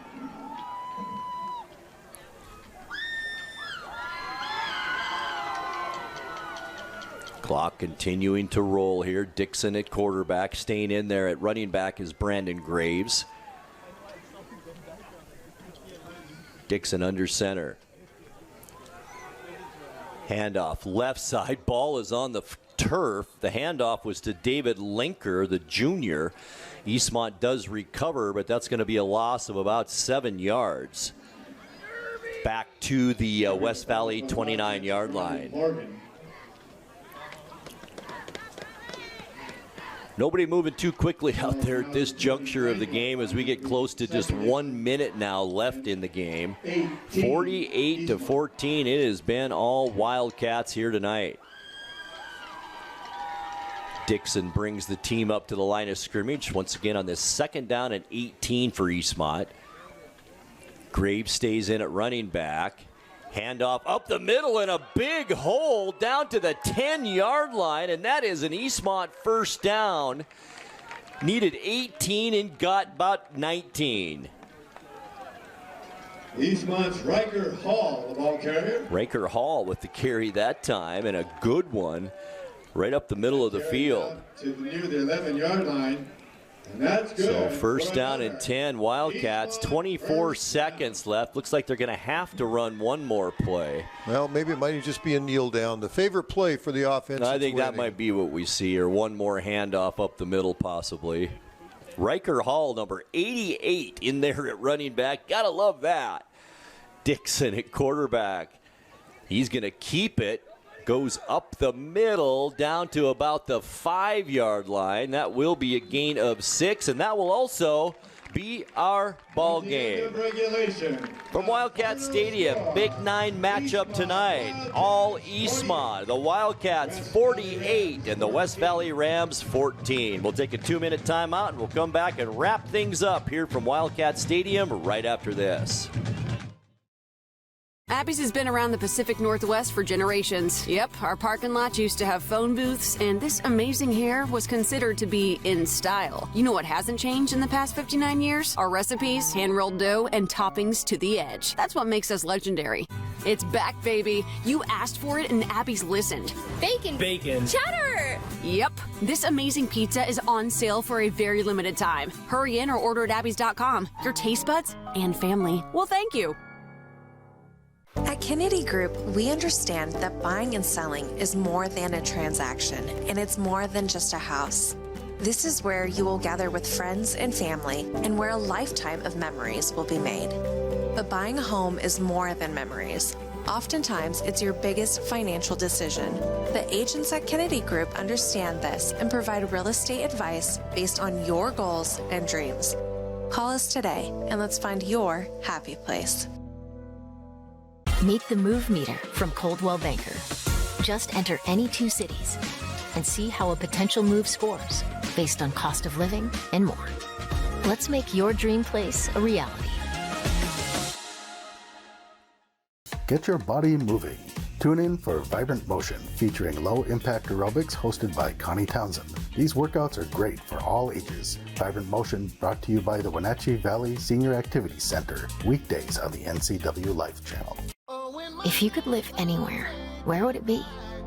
And what would it be like? Open up a world of possibilities when you sell your home and make those dreams real. At ColdwellBanker.com, you can get an instant estimate on your home, compare cost of living city by city, and learn more about our revolutionary seller's assurance program. So it really is true. Your dreams don't have to be just dreams.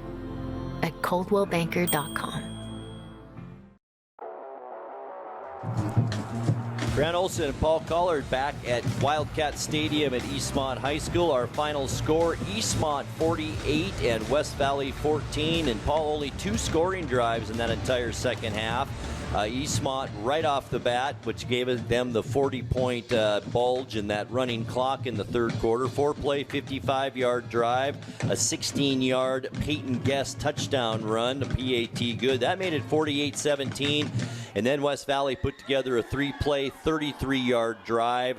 That was a 25-yard Enciso run, who's had a heck of a game, and that made the score 48-14, and that's where we ended it tonight. How do the stats look? Well, let's start out with the West Valley Rams. Scored 14 points to the game. If it wasn't for number 24, Devin and Cisco, it probably would have been even less of a game for them. He ended up with 89 yards on 11 carries. Great job by the sophomore. He's got a good future ahead. Cale Swenson, just because he got sacked a lot, ended up with 6 yards on 12 total carries, including some sacks. Mr. Ortiz, Devin Ortiz, ended up with 3 yards on 2 carries. And Antonio Barajas ended up with 8 carries and -2 yards. As far as receivers, Dalton Hargrove had 2 catches for 31 yards. Sam Summer had 2 catches for 13, and Devin Encino had 1 catch for 6 yards. And one thing that's nice about the West Valley Rams, just 2 penalties, a total of 15 yards.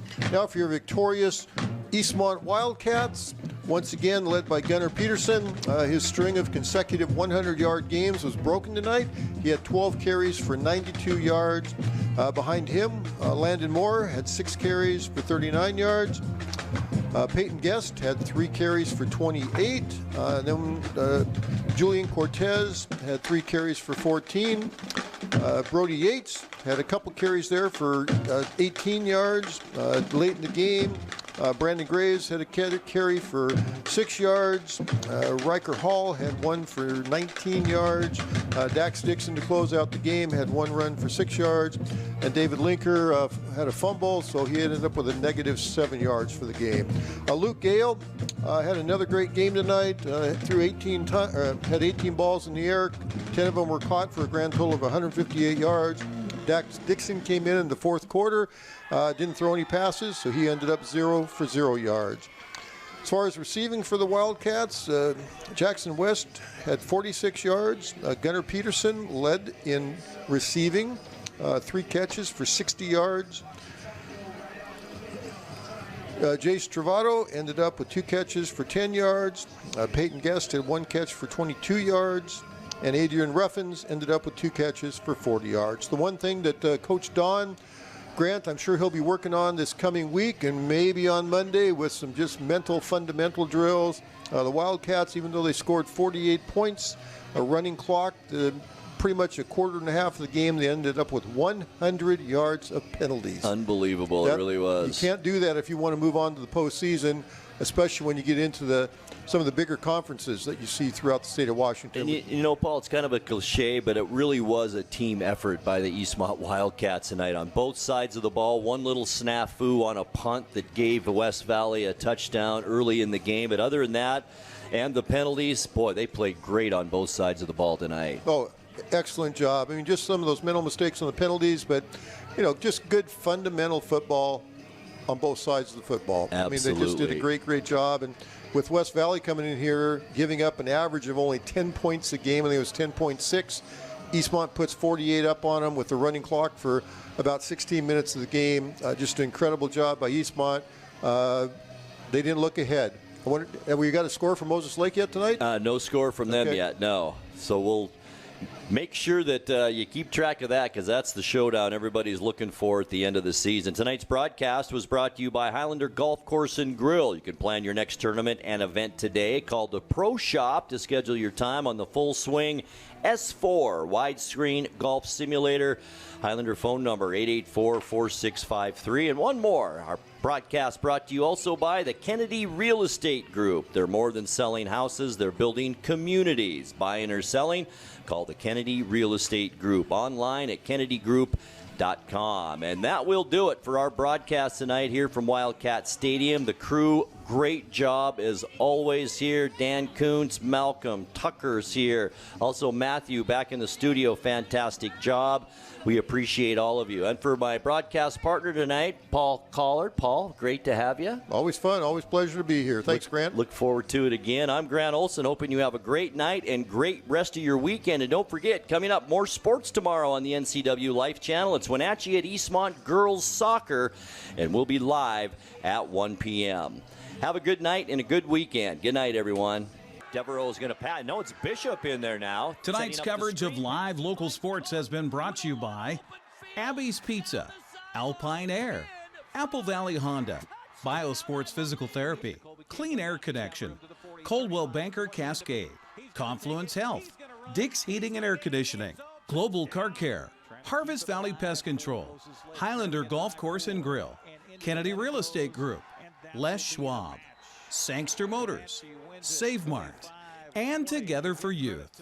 Thanks for joining us for live coverage of local sports on the NCWLIFE Channel. We now return you to normal programming already in progress. That'll be it for tonight as the Wenatchee Panthers